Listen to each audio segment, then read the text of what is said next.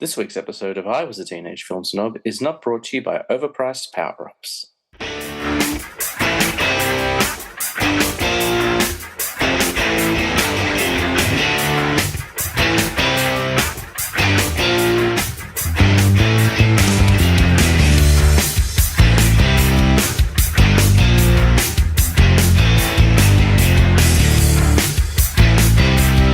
Welcome to I Was a Teenage Film Snob. I'm James Chalmers, your friendly neighborhood film snob, and the Apocalypse series is over. And I teased a new topic, and it is coming, but not yet. Instead, we're going to do something a little bit different. Today is episode 64, which is pretty crazy to think we're 64 episodes into this show.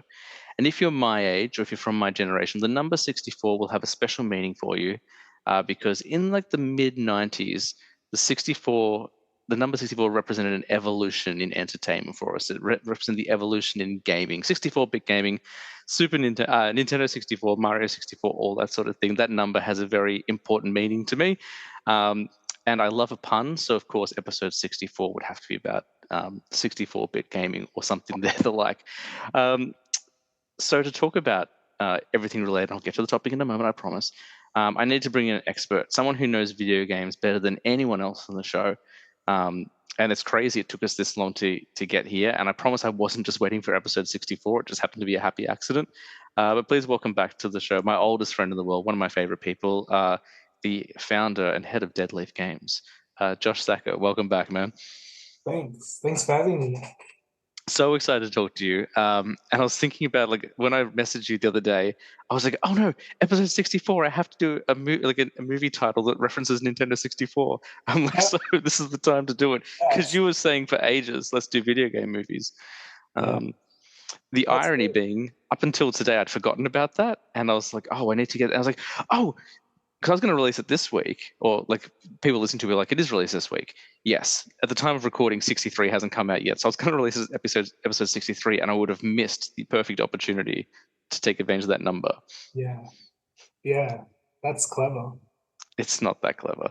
Like, it's a bit clever. I'm making up for the fact that on my dad's 64th birthday, we didn't do anything about it. So like, it's an important number for me. How are you doing, man? It's been a minute since you were on. I'm good. Just busy life. Yeah. I know you got some cool stuff going on, but I don't know if you're allowed to talk about it, so I didn't want to talk about it. Yeah. Funny enough, it's all video game related, but yeah. Yeah. Well, you are the head of Deadleaf Games, and if people haven't been following you online, they need to jump on because you post awesome stuff every week. And you post. I remember you were saying to me, it's so funny. You're like, I'll just post like a weird thing. It gets like 200 likes. I post some really cool concept art, and no one responds. Yeah, it's just I've read this from other people as well, especially devs. It's just like a roll of the dice, especially on Twitter. Like I remember putting something like some ridiculous amount of hours into like this little video that I thought, very nice looking, animated 3D. And it got like 9 likes, and then I just did the like shittiest doodle of like some flowers, and it just gets like 100 or something. Like, I'll just put a view up, and I was like, I'll just put it up, show my progress, and it'll just get like, you can't predict, like it just, I don't know, So I'm gonna once I put up a floating plastic bag, and people were like, oh, that's great, and I was like, I'll never understand. Like how it works. It's funny, man. Like every week I do the weekly update video on Instagram, and I've like got like an image, that the logo that you designed. I've got a music track and it transitions, and it's like not the most professional thing, but a little bit of effort went into it. Like those videos will never like hit more than 80 views. I do a movie review for 30 seconds in my car, 200 watches, like easily. I'm like, there's no professionalism to it. And I guess like maybe people like the idea of like the candidness of it, like just like he's just in the movies in the car he's talking about, like maybe that's what appeals to them. I don't know. I'll never understand the algorithms and how it all works. The other thing, and I'm going to say something, and if we need to cut it out, you tell me to cut it out. But the other thing I'm really excited about with your game is you sent me a message of the day, and you referenced something that I wrote for your game. I won't say what it was, but like it was just nice that, like, for people who don't know, and again, I'll cut it out if you don't want me to talk about it. But 3 years ago, I wrote the outline for the game you're working on. And I don't think we've really talked about that on the show before. So Yeah, no, I think it was just like at a very early stage, and I was like, I mean, like I didn't know what, because like we had a few ideas, and I was like, it was sort of like in a like very early brainstorming stage, and I was like, well, we're making the story up as well, and I was like, hey, James, you want to come do some brainstorming? So he jumped on and gave me just like a ridiculous amount of pages full of 80, ideas. 80 pages, I think, in like Yeah, five which is days. right. Like they really, helped us, form some ideas, and that kind of like it's over like the years of kind of like doing the prototype and pre-production. It's kind of like cemented some ideas that kind of haven't left, like they've just Mm. evolved. One of the ideas is to do with like a kind of cult theme thing. That's as far as I'll go. But That's what it's I did. Again, I didn't want to say. I didn't know what we could spoil and stuff. I didn't yeah, didn't reference no, it. it's But just yeah, it's great that kind of like it influenced an entire level. I think. that's cool. I think it's definitely cool. Because I guess like the way we work is there has to be like a theme that's like really great to tackle. Mm. It's no good if it's like if it's just like a meta or something. I really enjoy like trying to grab a theme and make it work for like whether it be a character or a level. It's really cool to see you can like splice an idea in or like really run with a theme. And I thought this particular theme worked well. Well, and what I loved was because you referenced the name, and I'd forgotten that I'd written that name. And again, I won't spoil it. People will find out soon enough. Like the things are in the works, and when the game finally comes out, like people will see. Hopefully, if it doesn't change too much more. But you referenced the name that I came up with for the cult. I was like, oh my goodness, like that's so cool. Like if that's the only thing you kept, then when that game comes out, like those words will be said, and those will be words that I wrote. It was a very like, even though I'm so excited and proud of you and for you, I Yeah, got a little bit selfishly excited for myself as well because I was like, oh, something I wrote is going to pop up maybe, which is kind of cool. yeah. So, No, it's good. It's good to like have creative things out in the world that you contribute to. Like it's just it's just that thing. It's like validation. You're like, well, this kind of thing that I created is like in this world somewhere. Yeah. mm. And I really haven't talked about it, like, obviously, there were legal documents and stuff involved. Like, even though we're friends, like there was stuff. So, like, I really I stuck to like everything I signed. I really haven't talked about it at all, No, um, on the podcast. it's just Or the dumb things like I've been told to do by like mm, a lawyer that like I literally have to cover my back in every kind of scenario, which is kind of just what's needed to be done regardless of the person. no, for sure.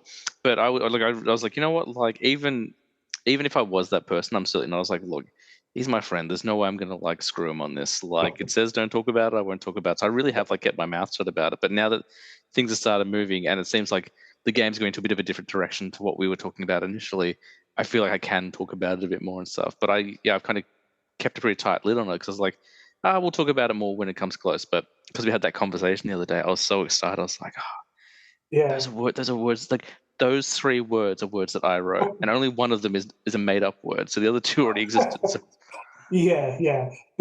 Funny enough about the cold stuff, I was talking about death spuds the other day. oh, I love Death Spuds. It's just like so silly. And I was like, I don't know, man. Like, I'd love to do a game with like motorcycles and all that stuff, but and then that was yeah, that was so and you got far into that as well. And like I'm sure you're like, no, James was the first level, but like I remember how much time and effort you put into it. And like how many conversations we had, how many jokes we came up with it, and like I didn't do any physical writing for you on that one, really. I don't think, but we yeah, would just do brainstorm sessions. Like I remember, we would just like this is back when I lived close to you.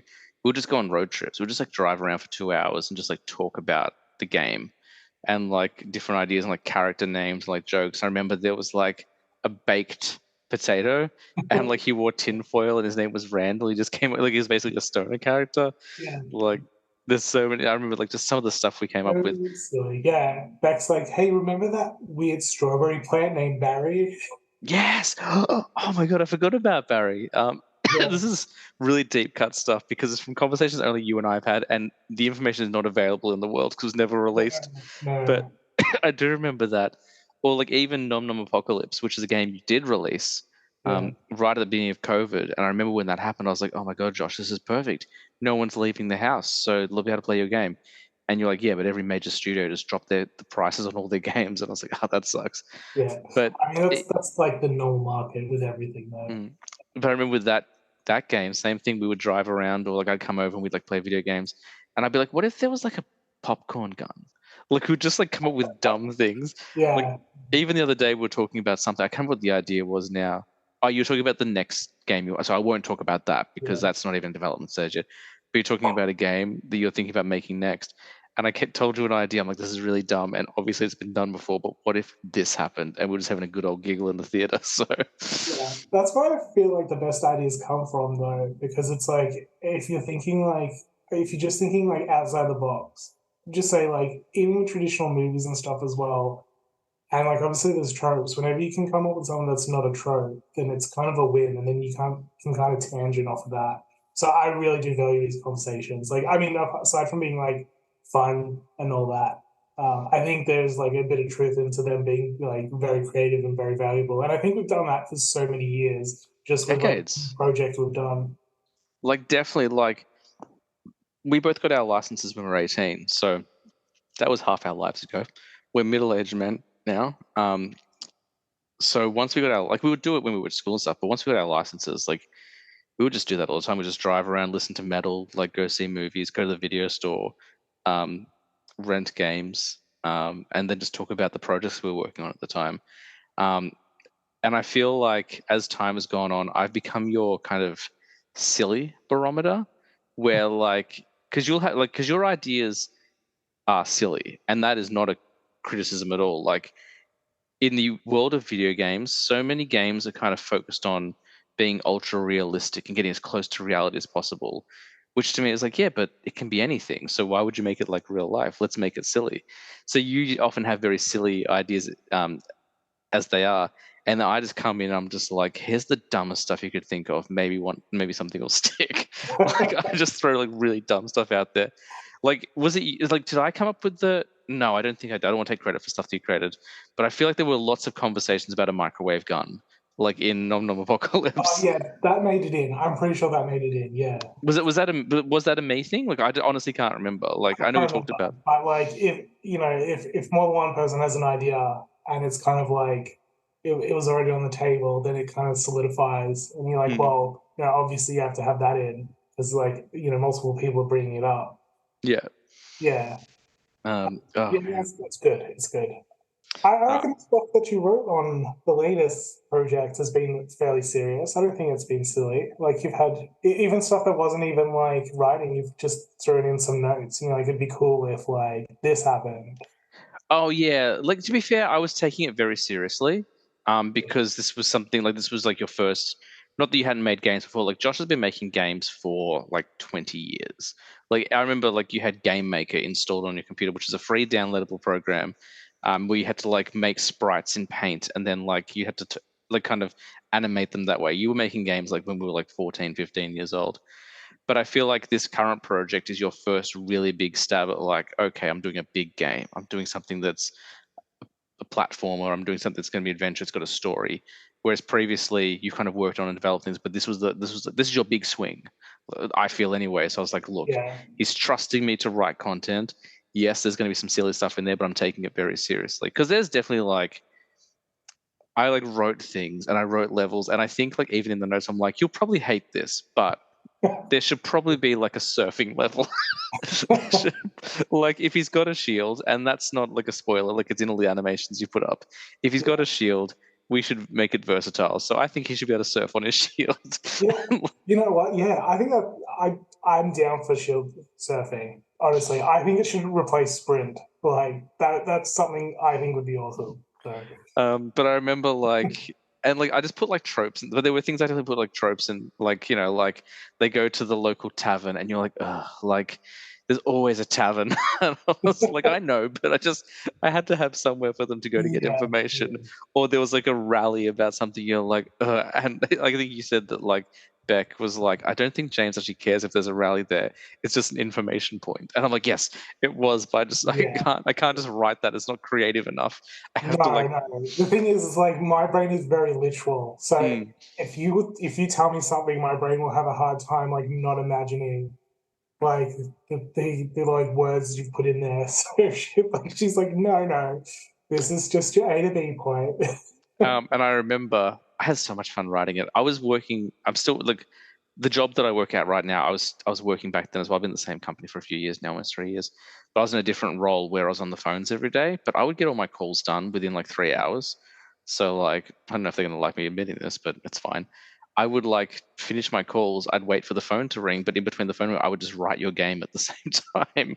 So I had two laptops open. I had my work laptop and I had my personal laptop. I moved the work laptop to the side and just start writing a game. Yeah. Um, because I had a newborn, like Zoe was so young, like it was very hard for me to write in the evenings. So I was just like, all right, well, this is how I'll make it work. But I remember when I wrote the ending of the game, I wrote you an apology. I was like, hey, so here's the ending, like here's the ending of the game. I'm going to be honest with you. I've never written like a really sappy, happy ending before, and I wanted to give it a crack. And I'm sorry I tried it out on your game. It might be too like like sugary and sweet for you, but I've never done that before. So if you don't like it, I can come up with some alternatives. But it Yeah. was like really like romantic and sappy. Yeah, I think it was pretty hard because like there was a lot of key things missing in the Mm, early stages. I mean, I think it's hard to write as well because if you don't have like a lot of content, you just like I think like in this process, especially like writing a story, aside from like writing a story for a game, you really need to like there's so much work that goes into just being like, oh, what do I want my character to learn? What do I want them character to do? What do I want the world to be like? There's all these questions that need to be answered, and then on top of that, aside from just having a story that's just like in a book or a movie, you need to like constrict it to a game. So you need to constrict it to like the level beats and who I mean sometimes it's easy. You can just be like, hey, this character can just tell you this information. yeah. Well, I remember when we spoke. We had a couple. We only had a couple of meetings, and then because we had actual meetings, like Zoom meetings. It was like the first time I used Zoom. And I remember still remember I was like, I've got to treat it seriously. And the day that the meeting was, I was late because my computer didn't update on Zoom. I was like, no, like it's the first time I had a professional interaction with Josh. But we had like maybe one or two meetings, a couple of like brainstorming sessions we just drove around because that's how we get our ideas out. Like I've mentioned a lot, like that was how we would brainstorm, like just drive around talking and stuff. Um, and at a certain point, I was like, so what are the plot points? And you were like, oh, I don't really know. Like, and this is not like, and like, I'd like people are like, why doesn't he know? Like, the game was so in such early development. Like, Josh had an idea, so that's not a criticism. I don't want people to be like, oh my goodness, like the head of Deadleaf Games doesn't know what he's doing.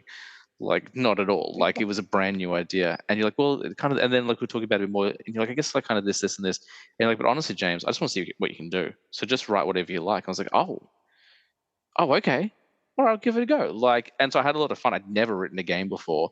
And honestly, like a lot of the plot points and like missions were based on the Lego games. It was like you play the Lego levels through once, you can complete them, you have to come back with different characters to unlock different things. So I would like put things you couldn't unlock in the first time through, you'd have to come back to the levels with new abilities and stuff. But that's Yeah. just how I did it. So, No, it was pretty much what it was. It was like just a brainstorming session, mm. just to But see like what we could kind of get at that point. Because like I said, it was like the whole project was pretty fragmented, as pre-production would be. So you have like your story over there, then you got your character, your art over here, and then you got like your mechanics over there, and it's like all these things kind of like need to like converge at one point and need to all work with each other. But like at that stage, there's just like all these things scattered. But yeah, no, it's all good. I mean, like that's kind of like what pre-production is. mm, It's a good segue into I know stories for movies. people are like, what are we talking? Why are they talking about video games so much? He mentioned Stories for Nintendo 6. video movies. Like Yeah, he mentioned Nintendo 64. They talked about this game.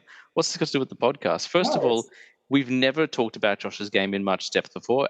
A, because we can't, because it's not finished and there's legal restrictions like that. But also, Josh has always been very modest. He's like, no, it's your show. I just want to do your show. Don't worry about my game. But I really want to talk. Whenever you're on, I always reference the shots and stuff like that whenever you put out those posts. But I got to share something personal because I'd written something, so I wanted yeah, to talk about it. And I'm just so excited for you. Like I can't wait for people to see what it looks like because I've probably seen more than most. But that's not even saying much because you keep a lot offline. But Yeah. it's so exciting. Yeah. But the reason Josh is here and the reason we've talked about video games so much is because this week we're going to talk about video game movies. A topic that Josh suggested, I want to say the first time he showed up on the podcast back on like episode 4, where afterwards he was like, we should do video game movies one day. I was like, we should. And then I forgot about it because I was like trying to figure out like topics and series and stuff like that. And then I think after we saw a movie this year, you were like, hey, we should get together and talk about video game movies. I was like, we should. And I forgot again. And then when 64 was coming up, I'm like, oh, perfect opportunity to make a pun. Now we'll talk about video game movies. All right. Now you got your pun in place. It's Yeah, time. it wasn't deliberate, but it just happened to line up Yeah. quite well. Video game movies for me, well, not for me, but I feel like in general they're quite heavily criticized by both fans of movies and fans of video games. Would you agree? Yeah, I think like before, like we're talking about stories in video games, like it kind of like it's like the nut that no one can crack. Um, like when they translate to actual movies, like there's a kind of big story problem with video game adaptations in movies. I mean, I don't think visually there's never a problem. It's like content. You know, people Sure. like seem to want to write what the player does in a video game movie instead of like what the story is. And then fans get upset if it doesn't have all the stuff in it or if it's not accurate. Mm. And I think for me, you've definitely hit the nail on the head. There are two main complaints or two main problems. One is the game is too dense and they're not able to cover enough of it in the movie, and therefore it misses important story. Quite like with adaptations of books and stuff like that. Or the other problem is they try to base it on a game that doesn't have much story at all. So, for example, any fighting game, like like Mortal Kombat, Street Fighter, Tekken, like none of those games really have much of a story, but they try to like squeeze an hour and a half of a movie out of it, and it's quite a simple concept. Um, but do you, as a whole, like as a fan of video games, and also we've heard quite a bit today about you talking about your involvement in making video games and being a fan for your entire life. People have heard that on the show before as well. Do you like video game movies, or are they kind of like something you kind of go in with a bit of nervous apprehension? Nervous apprehension is probably not the right word. No,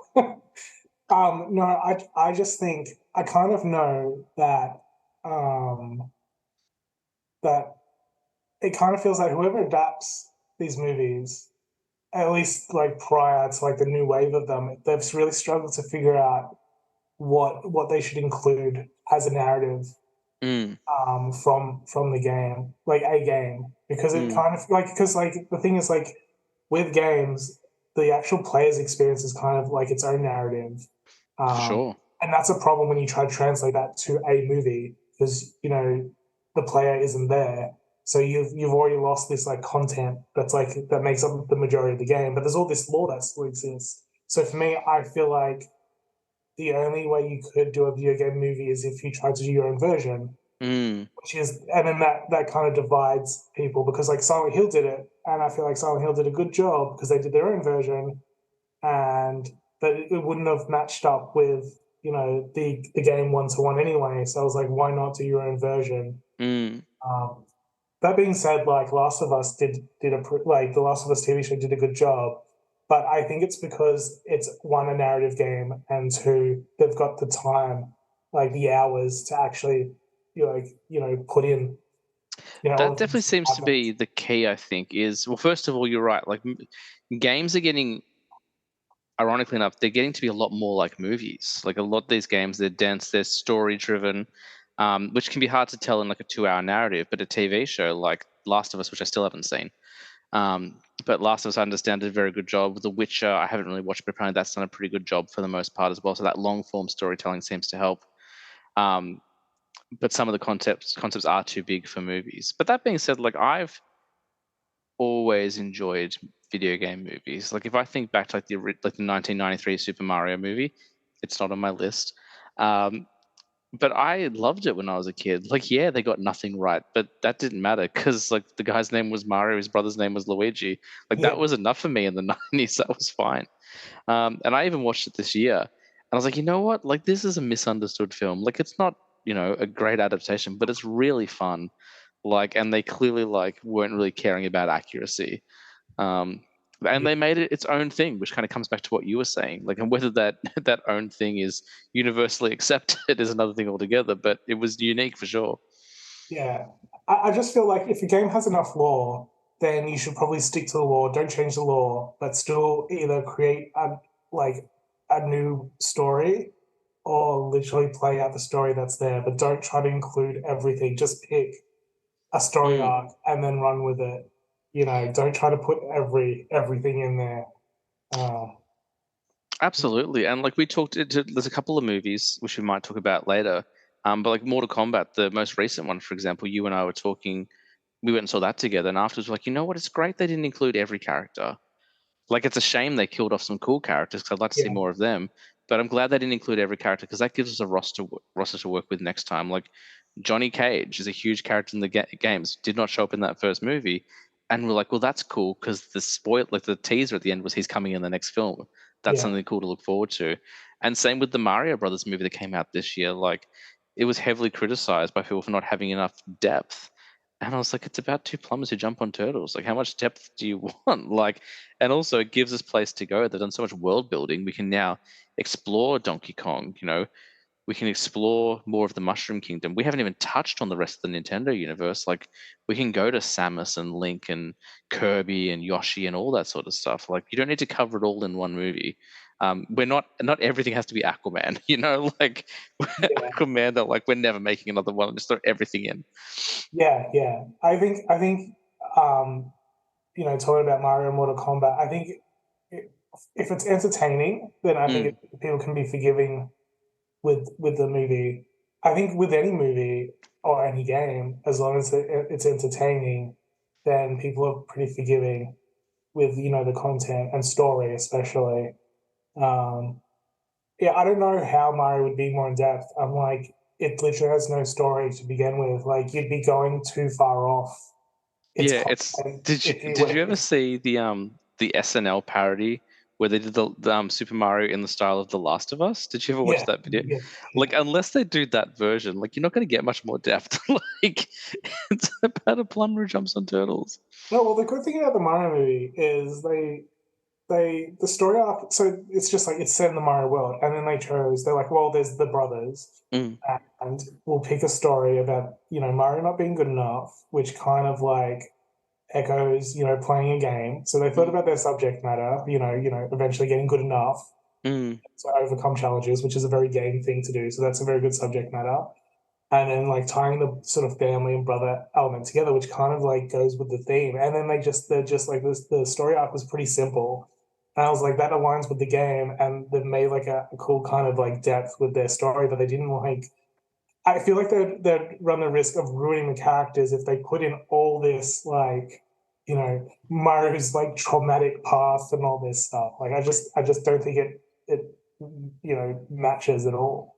and they did touch on it briefly because there is a flashback in that movie where baby Luigi gets a sandcastle crashed and then Yeah, and yeah, I remember when I watched that with you, I was like, oh my god, I'm about to cry, and it's within 3 seconds, yeah. it was enough. We didn't need to go into the trauma and stuff like that. I think people have forgotten that you can create good moments, deep moments with just very simple, relatable elements in your story and movie. Mm, Your brother being picked on in a school environment. That's a pretty relatable scenario. Standing up for your family members. That's a pretty relatable scenario that goes pretty deep. or trying to live up to your parents' expectations or trying to Yeah, impress your yeah, I feel like they hit on a lot of things that are very relatable. I don't know how much deeper you want to go. It stays surface level to not crush people yeah. Mario movie. Oh man. So as a longtime game fan, are there any games that you feel like we haven't seen a movie of that you really want? And the second part of that question is, are there any games where you're like, please don't try and make it a movie? I'm going to talk about one that's in both categories because there's speculation of a Bioshock movie or TV series, Yes. and on one side I'm like, please don't make it a movie or TV show, but on the other side I'm like, well, it kind of would be awesome, but I want it if it's done right, but I don't want it if it's shit, which is it's I feel terrible like argument. I feel like that franchise you have to do as a TV show. Yeah, I feel like don't try and make a series of movies out of it, because that never, like, that very rarely works. Like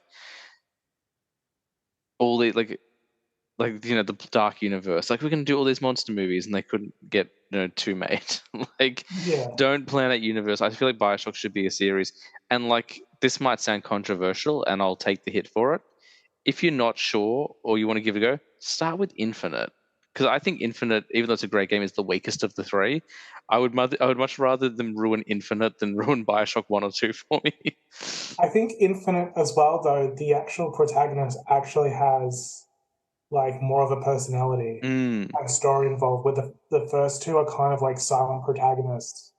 And that's like yeah. in games. There's a lot of silent protagonists that are Mm, like they don't really have like they don't have like character arcs. They just like go through a game and there's like a story. That's the other mm, problem with video games and movie adaptations is when you do a movie adaptation of like a video game, your video game characters really don't have like they're characters in a world, but they don't have like things that they overcome besides like the world.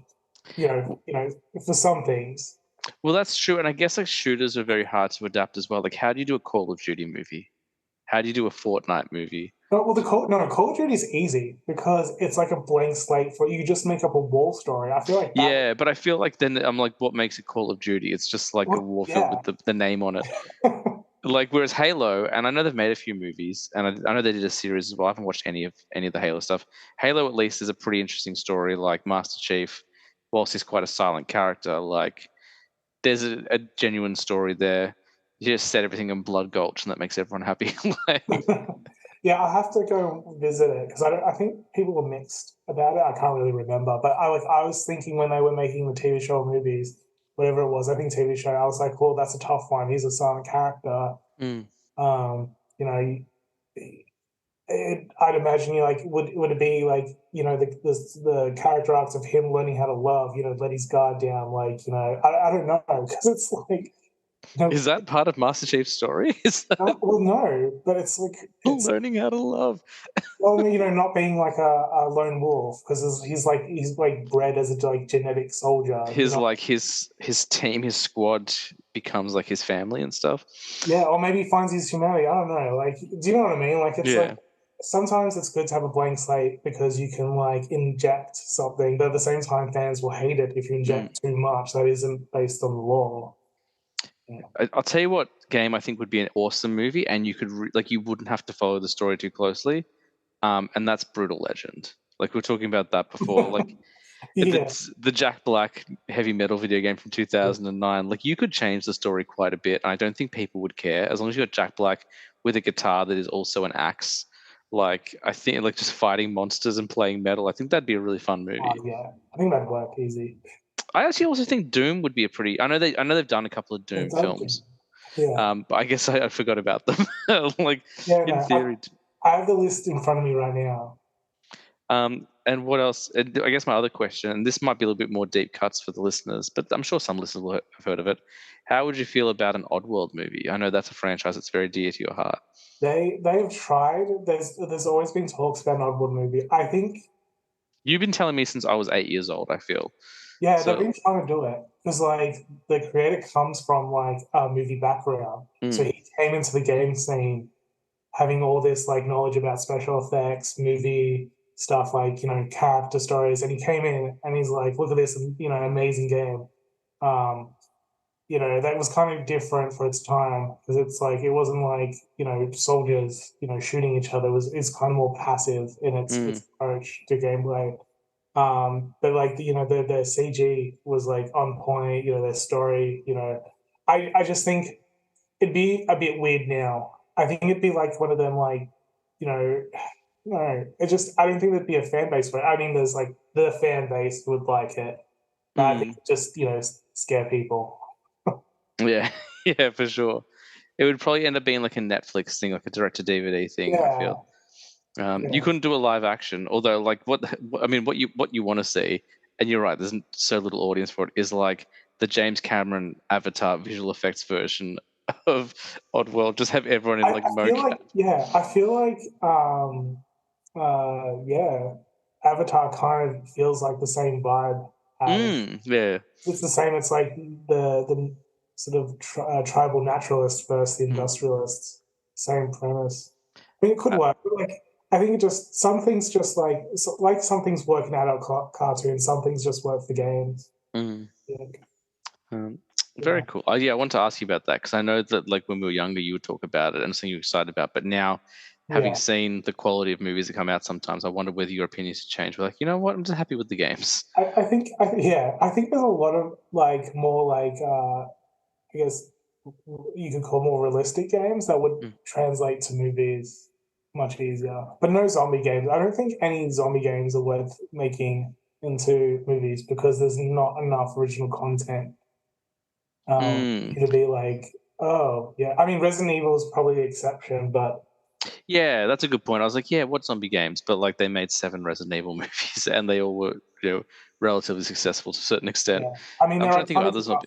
They were iconic enough to have their own kind of like, like you're like, oh, I know what this character's from, or like the ideas were like original enough that you could identify it as like, well, that's not just a regular zombie. That's like, you know, the whatever you call that big monster thing with one Mm. eye. And that Yeah, was a franchise that they changed things. They didn't just follow the script of the game. And as I said, like still got quite a few sequels out of it, and there was definitely a fan base for it. So no, because like we said, there's only like certain amount of time to tell your story. You have to have your characters do stuff. mm. You can't be doing scene after scene. Which I watched the Assassin's Creed movie, which is like a big budget movie. That is that is an unusual film. Have you seen it? I watched it on a plane, so I know that's not the way to watch movies. So I have to give it another go. But I really struggled to follow it because it's like I've never played the games either. Yeah. Um, I think I've got one. I think you got me one, and I was like, oh yeah, I'll play this. And then like my like just life got away from me. I think you got me Black Flag, I think, but Yeah. I've never played them. But apparently they are very much like ancient civilization with sci-fi.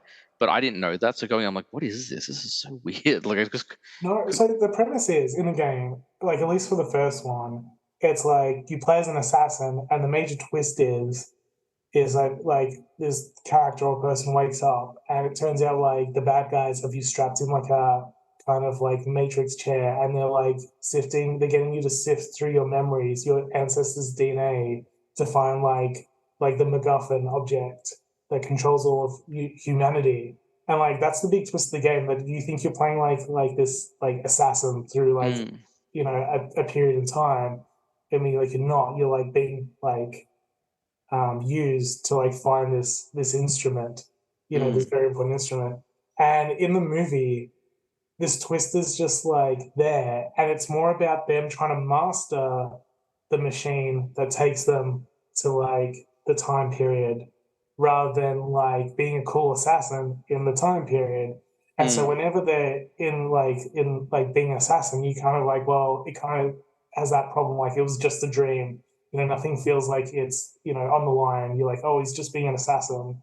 yeah, And I was like, you kind of ruined what made the idea of it special. Is like being an assassin in a different age, you know.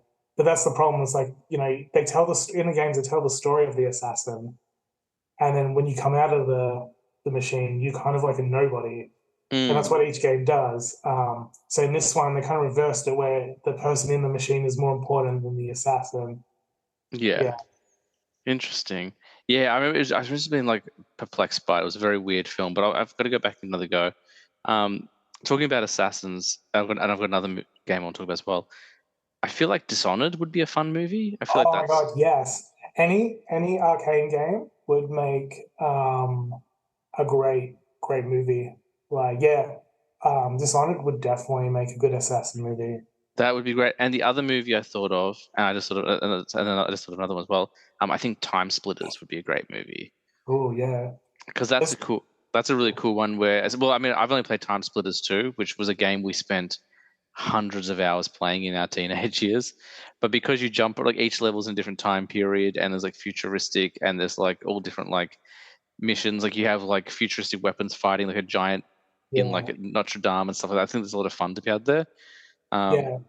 Oh and the well, Go on, yeah. I was gonna say like Arcane, the people who created Dishonored made a time traveling game called Deathloop that's sort of set in the 60s, 70s, and all Oh, that. that's cool. And so like you every time you like die, you repeat the day, and you can choose to go to a different location and like assassinate someone and steal their powers. And then you can kind of keep looping it so you get upgraded with the same power. So you have to go back and kill them, but you kind of like if you go at a different point of the day, it kind of changes the outcome Mm, of like what you're doing. And I think like it's just like got so much style um, that that would make a good movie as well. They're, mm, they're, their games make good movies. mm. And then the other game I thought of is a lot more simple in premise, but I think Splatterhouse would be a fun movie as well. Yeah, I think it'd be a good horror movie. Yeah, Just like a good like haunted house, like gore kind of trap game. Like you got a guy who like turns into a giant and like some evil man like steals like his hot girlfriend and like he just fights weird monsters.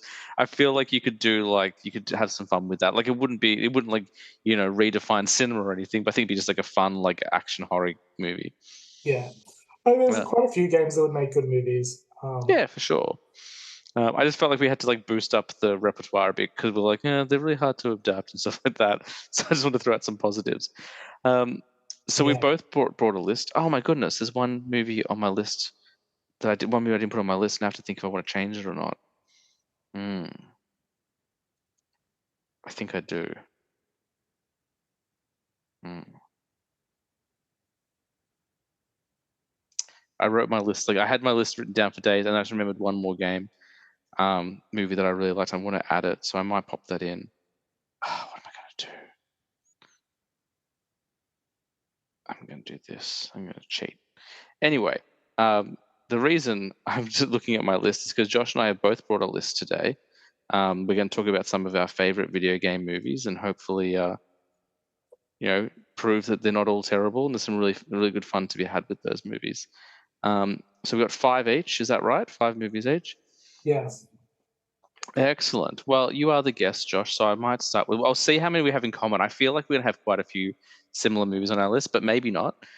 You did a lot more research than me, from what I understand. You got a list open in front of you right now. yes. Um, but what's number five on your video game movie list? Oh, I think you dissed it earlier, but it's Street Fighter. Really? Yeah, I I just remember. I think it might be nostalgia, but it's like one of the like earliest video game movies I remember, and it's got that '90s cheese. I've actually never seen it. I think before we started recording, I said I really want to watch it. I've never seen it though. Yeah, Um, it's just. I mean, it's just it's just like one of them '90s movies, like John, Claude Van Damme, just mm, like flexing his muscles, which is like a given any movie he's in. Um, but it's also I didn't know this, but the villain is Gomez Adams from yeah, he plays I uh Byron. No, what's his name? uh what was it? I don't know. I haven't played Street Bison. Fighter. Bison. Bison, that's right. Yeah. Yeah. Yeah, he steals the show. He's like, okay, I gotta do this villain in this cheesy movie, and then just like goes over the top in the best way. And like completely steals the show. And Kylie Minogue's in it as well. Yeah, I know she's in it. Who does she play? She doesn't play Cammy. She plays someone else, doesn't she? Or does she play Cammy? Yeah, Cammy White. Really interesting. That's what it says. Yeah. So what is the premise? Because I've never seen it before, and I know Oh, the yeah. premise of the Mortal Kombat movies, but I haven't seen Street Fighter. So I'm pretty sure it's just like he the bison like um pretty much like holds people hostage and then they gotta go free them. I'm pretty sure it's as simple as that. interesting. I'm pretty sure. Like it's probably more yeah, he's just got hostages. Yeah. And he just wants them to like he just wants money. I'm don't quote me on that, but I'm pretty sure it's that simple. There's another podcast, a really great podcast called How Did This Get Made, where Jason Mantzoukas, one of your favorite actors, he and Paul Scheer and June Diane Raphael, they talk about really bad movies and try to figure out like what went wrong. And they talked about Street Fighter once, and I remember just June Diane Raphael again and again throughout the episode. She's like, "So can someone tell me what a Street Fighter is? I still don't know what is a Street Fighter." Like, Mhm. I thought that was very funny. Yeah, I just think it's a fun, silly movie. No, I definitely didn't diss it. I've never seen it. I think maybe I was like, how do you adapt a movie out of a game like that? But no, I really want to see it. It with all its cheese. Like I really want to check it out and give it a go because yeah, I love Raul Julia who plays Bison. Like, I think he's a great Yeah, actor. yeah. He definitely steals the show. Mm.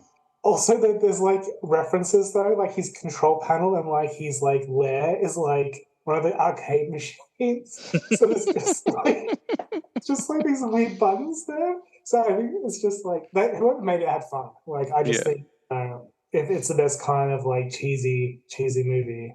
Uh, yeah, for sure. it's like bad, it's like a guilty pleasure. It's like bad but good at the same time. I Um, think like that was the perfect time to make that movie. Like the '90s, like the '90s action films are so uniquely different from all other action yeah, films, and like you get a little bit with the '80s, but even the '80s ones are quite different. But '90s, yeah, it's just like it's just the perfect time for those sorts of movies. So it's definitely on my list to check out, but I haven't seen it yet.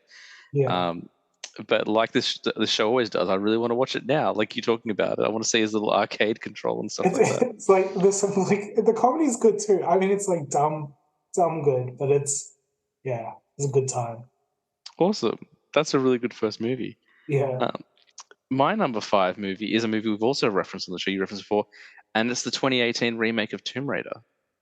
Oh, I really like it. I went and saw it when I was when Tina and I were on our honeymoon. We were in Scotland, and we had nothing to do one night. I was like, "You want to go see Tomb Raider?"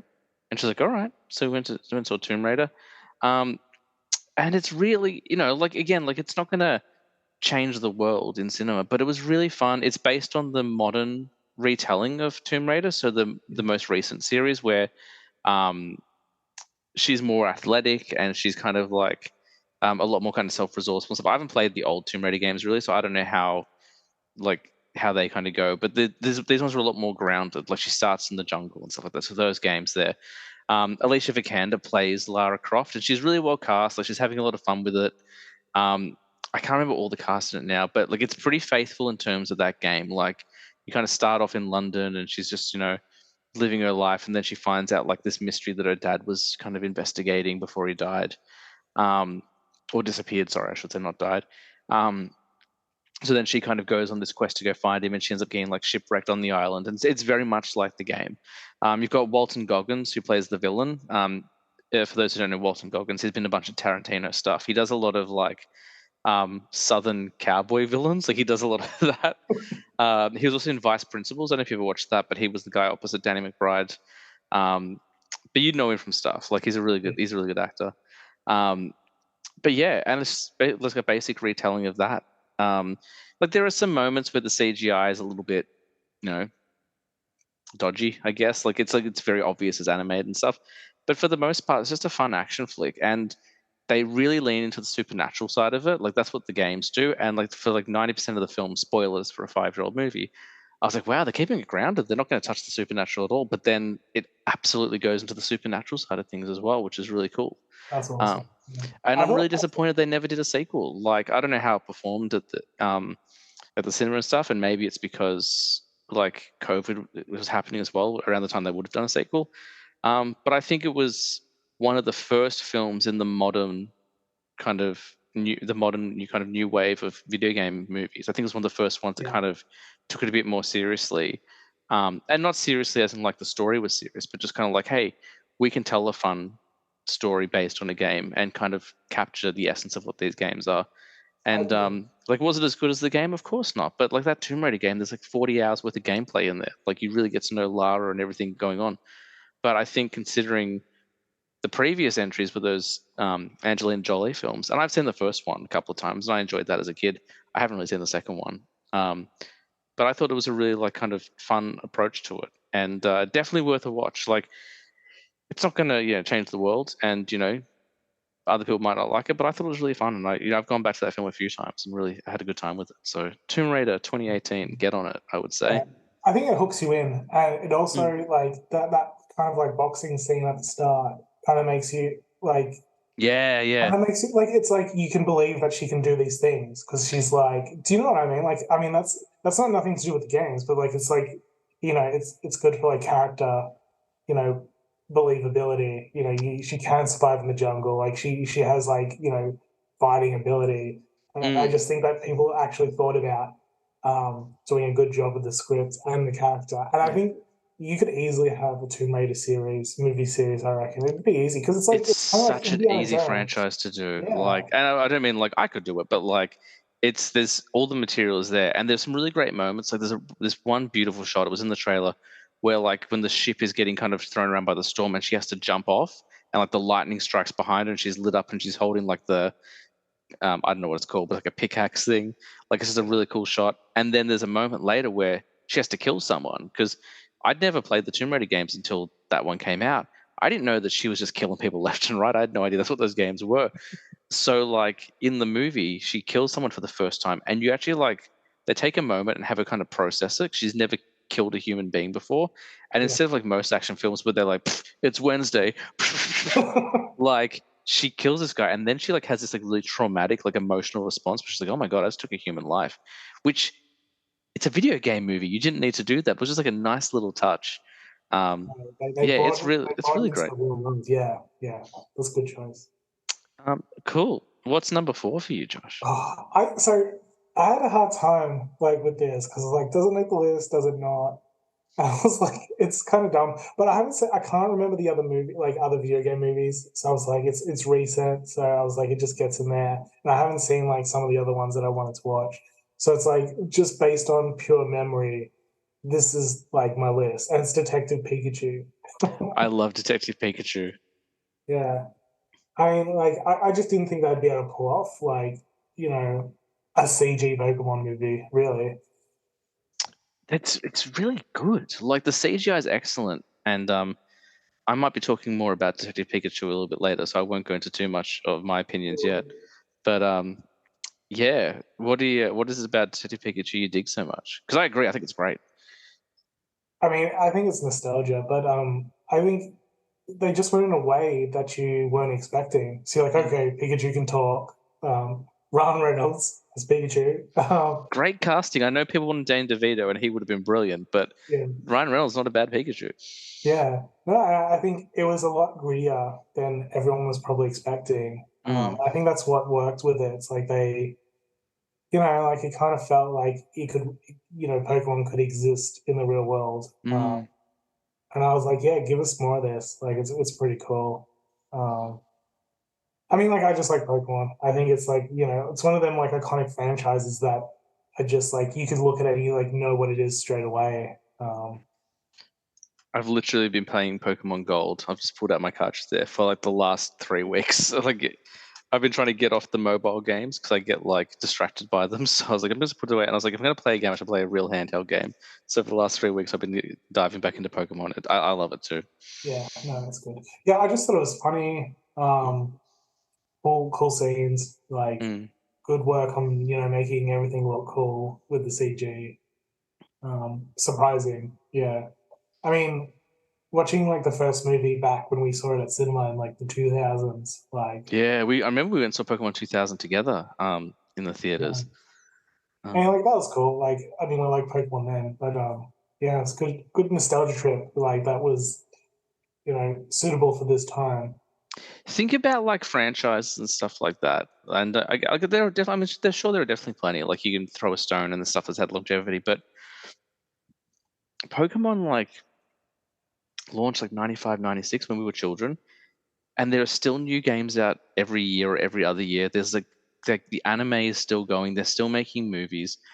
Like the merchandise is there. Like it's just been a powerhouse for 30 years. Like in Yeah, terms of like Star Wars has been around since the 70s, but it's taken big breaks. It's not always, been had positive reactions. Like Harry Potter like has been around since the 90s, but they've only made a handful of movies, a handful of games, and some of the more recent iterations haven't had the most positive reaction, including a 30-minute chunk that we did in episode once about Fantastic Beasts.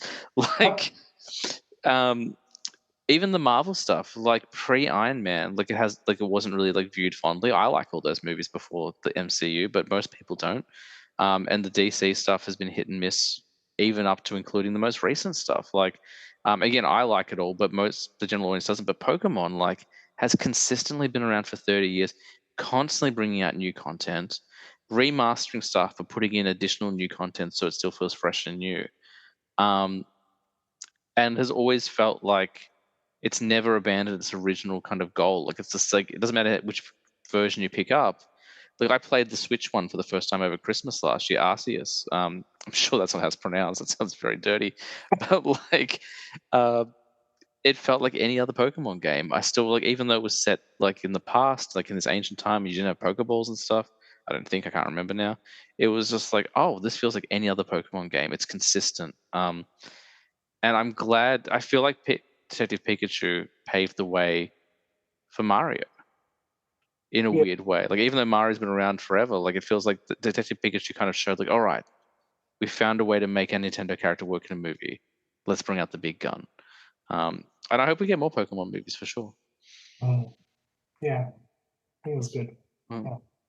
Excellent. My number 4 is a little bit more serious. But don't worry, we're definitely talking about Detective Pikachu again soon, I promise. Um, this movie was my first MA movie. I remember riding my bike down to Video Easy near my house, and they didn't card me. They were like, "Oh yeah, you can have an MA movie." And I was obsessed with this movie. I'd never seen it before, but the trailers were cool. I loved the actresses. I loved the style of it, and I was getting into the idea of zombies. So it was the first Resident Evil movie. Um, and I actually quite enjoy most of the Resident Evil movies. Like I know that they kind of vary in quality for most people. I think Apocalypse is really fun. I think Extinction is quite underrated. And then Afterlife has that great opening scene, like on the Tokyo like crosswalk and stuff like that, where like the zombie just just starts biting people. And then 5 and 6, I don't really remember. I've only seen 5 and 6 once. And then the reboot, I've seen once as well. But that first one like really set the tone. Like it's just this cool like mix of horror and science fiction. Like you got that elevator scene right at the start where the person gets beheaded. Yeah. Um, Yeah. and then like I think the reason why this movie works so well is Alice was an original character, but she was a character with amnesia. So because of that, you might as well have been. It kind of is the closest thing you get to being the player. Because when you play a game for the first time, you don't know the world, you don't know anything. You're learning as you go. So it was actually kind of a brilliant idea to be Yeah. like, hey, our main character has amnesia. She doesn't know this world, so this is kind of going to be like you being the player. Yeah. Um, Mm. which I think worked really really well for the movie and for the franchise. Like that was really cool. And then in later games they brought in Jill Valentine and Chris Redfield and stuff like that. So you get all of those characters. Um, but I remember just being terrified watching that flick. I'd never seen a horror. I don't think maybe I'd seen The Faculty before this. I hadn't seen too many horror movies, and just like that slow transformation from human to zombie, and like when they open up the gates for the first time, and like you just see the broken ankle and like the axe and the zombie like just dragging it through. But even before that, there's like the Hall of Lasers where they all get like diced up into cubes and stuff. Like that was my first experience with like a violent movie. But it's also really fun. Like it's a really fun like action horror film. Yeah. Um, and then the ending, of course, because that's the thing. Like with the Resident Evil, and I haven't really played many of the Resident Evil games even now, so I don't know how accurate it is to the games. But most people say not really. I think until you get to Resident Evil 5, and then it becomes pretty much an action game. But I feel like, from my understanding, is most of them are more strategy horror games. So the movies did change that a little bit. But the idea that at the end of the first movie that like it was all contained, and then you go out and like no, it wasn't contained. The world is screwed, and you Yeah. see like blood like coming out windows and stuff like that. Yeah. I really dug it, and that was a movie that you and I watched together a few times, I think, as well. Yeah. Yeah. I think the movie works very well. And the good thing about Resident Evil as like being adapted as like a zombie movie slash series is like their zombie designs are already or like always unique. Mm, Like they're doing more than just like here's like a bunch of dead humans walking towards you, you know, like they're like monsters or like there's like creatures coming out of their mouths. Like they yeah, do something interesting. The games always do something interesting with them, and expand on the lore. Just and then you got the what were that umbrella yeah. Umbrella Corporation. umbrella? Yeah, yeah. And you got that sort of lore being built out as well. I just think in terms of like a zombie like story, I think it's pretty entertaining and unique, and it's one of them good ones that it works as a movie. And it was just cool, like seeing how they built that world. Like the first movie, like it's just zombies, and you have the liquor. Like your big villain is the liquor. Yeah. Then they cut to the sequel, and like Alice is taking out 3 liquors in a church by herself. She's just like Yeah. blast them away. But then you get the nemesis, and like the nemesis is your Yeah. cool villain for the second movie. And there's also a really great nod to old, like kind of classic zombie films when they go in the graveyard and all the hands come out, and like they start coming out of the graves. Yeah. Like that was really fun. And then the third one, you get the crows, like just Yeah. zombie crows. Like what an idea! And I know that's from the games. And I know the movies also had the zombie dogs, which are a big part of the games as well. But Yeah. just I don't know, like for better or worse, and for as long as that franchise went, I just felt like they were always bringing something different and unique to that franchise. Like that last movie Yeah. with Mila Jovovich had the like giant scorpion monster thing, and I was like, why not? Like, why not just throw everything in there? Like, if this is your last one, just show us everything. So I think they're really fun, and that first one in particular, the first two really, in particular, I think are really solid. Um, and I remember us, or maybe not you, but there were a few of us hanging out when we watched those movies. Some of us just being terrified of the Red Queen. We're like, oh my god, this little girl is horrifying. You're all going to die down here. Like, Yeah. um, I know it's good. I don't nice know one. how accurate they are to the actual games, but I think it's fine to go a little bit off script. Yeah, and it's one of those things where like you got to take the source material, do with it as much as you can, but you're gonna have to introduce things. And like again, I know I talked about it extensively before, but the idea of having Alice with amnesia, like what a great idea. Like Mhm. at the time, I'm sure people were like, "Oh, there is no Alice in the games." And in Mortal Kombat, there's no Cole either, and that was something that I came up against a little bit. But for this particular movie, I thought it was a really, really good idea. So yeah. Yeah. Uh, what is your number three, Josh? Hmm. Oh, in a similar vein, it is Silent Hill. Nice, Yeah. So excellent. yeah, I mean, I grew up. I don't even remember. I think it's PlayStation One playing the first Silent Hill with my friend, and oh man, I just shit myself. Like it was just we had to play it together because it was just too scary. And Was if that Adam? yeah, Yeah. yeah, and we couldn't play at night. And I just remember this. I mean, aside from the fog and the things appearing from the fog, there was this bit in the school where, in the distance, every so often you would see like little like we called them like ghost babies, but they're like there'd just be like outlines of like children like just appearing and running and then just disappearing, and just Mm, like the scariest thing ever. It's not the actual monsters popping out. It's just like these things that you see for a quick second, and you hear like a giggle or something, and then they just mm, disappear, and you don't know whether they're going to attack you or not because you can't see them, or whether they're going to do anything. And I was like, yeah, this is my kind of horror game. It's and then they have the puzzle, so you like run from point to point, and then it's just like I've made it to like a safe zone, but like, am I safe? And then there'd just be like sections where like, do you want to stick your hand in here? And you're like, well, yeah. I'm not sure. I remember coming to your house a lot as a kid, and I'd come in, you'd be playing Silent Hill. You're like, I'm just playing a scary bit. I'll be done in a second. Um, and also like and I hope you didn't get arrested for this, John. John. Oh my God, John. John, my friend John. It's because my boss's name is John. Um, I hope you didn't get arrested for this, Josh. But in the era of like LimeWire, you would just like download the Silent Hill soundtracks. Um, Yeah, that soundtrack is great. I remember that one track. It was very like industrial and stuff. I can't remember what it was now, but I'm sure I've got it on a computer or a hard drive somewhere. Like because some of the music was so cool. Yeah, yeah.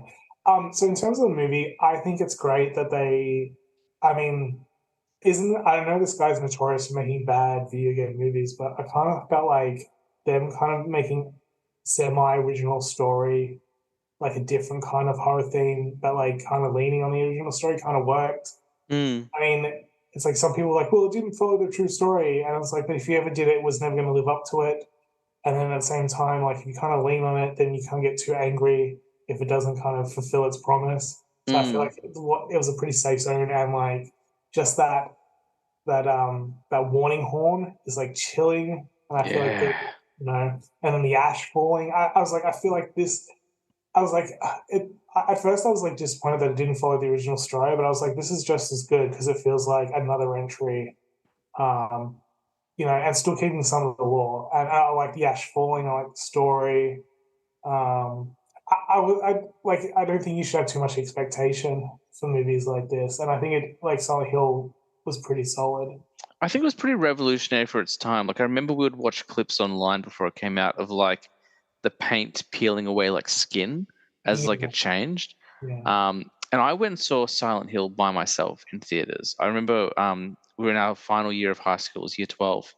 And we would have a lot of half days. Like that was yeah. the beauty of, being in year 12. I remember I finished film class one day and I had like I think it was like midday and I was like, well, I'm done for the day, so I'll go home. I was catching the bus home. I was like, I should go to the movies. And I was on the bus with Chris Knight. Um, and I lived out in near Water Gardens. I lived like a 5 minute walk from Water Gardens. And he lived in Killer Downs. And he just followed me on the bus because I guess he had like nothing better to do there. He just wanted to talk to me. He's like, oh, what are you doing now? And I was like, oh, I'm going to go to the movies. He's like, oh, what are you going to see? I'll come. I'm like, oh, I was going to see Silent Hill, but I'm really just going to go see it by myself. And he's like, oh, okay. And then he's like, I guess I'll catch the bus home. I was like, all right, see ya. Like, I just didn't want to like talk to anyone. I just wanted to go to the movies by myself. Yeah. And I was one of three people in that film, in that theater, and it could have been four if I had have invited him, but I didn't. Um, Cool and stuff. I remember being terrified, like because I'd never been to a horror film by myself before. And the moment at the end when like the um the woman gets like lifted up by the razor blades, so the razor wire, and gets like torn apart, I was like, this is the most brutal thing I've seen in a movie theater. Yeah. Yeah, I'm pretty sure we watched the third one together or the second one with We the did. I remember we had a really we were good time. laughing at it a lot. Like, yeah. Yeah, I think the first one's good. I think the other ones kind of like just become more neutral horror movies and kind of fall for the same The traps. first one's really atmospheric. It's really Yeah, cool, but also like it's really like it's not just scary, and there's definitely scary moments.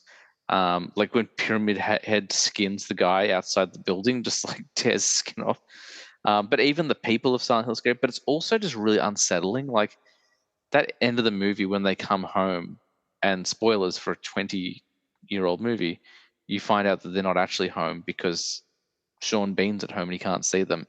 You're like, what the hell am I watching? Like, what is this? yeah, Um, it yeah, wasn't. It's not on my list. It's on my honorable mentions. But I really like Silent Hill quite a bit. yeah, And the only reason it's not on my list, it has aged a little bit. Like the last time I watched it, it didn't hold up quite as well for me as I remembered.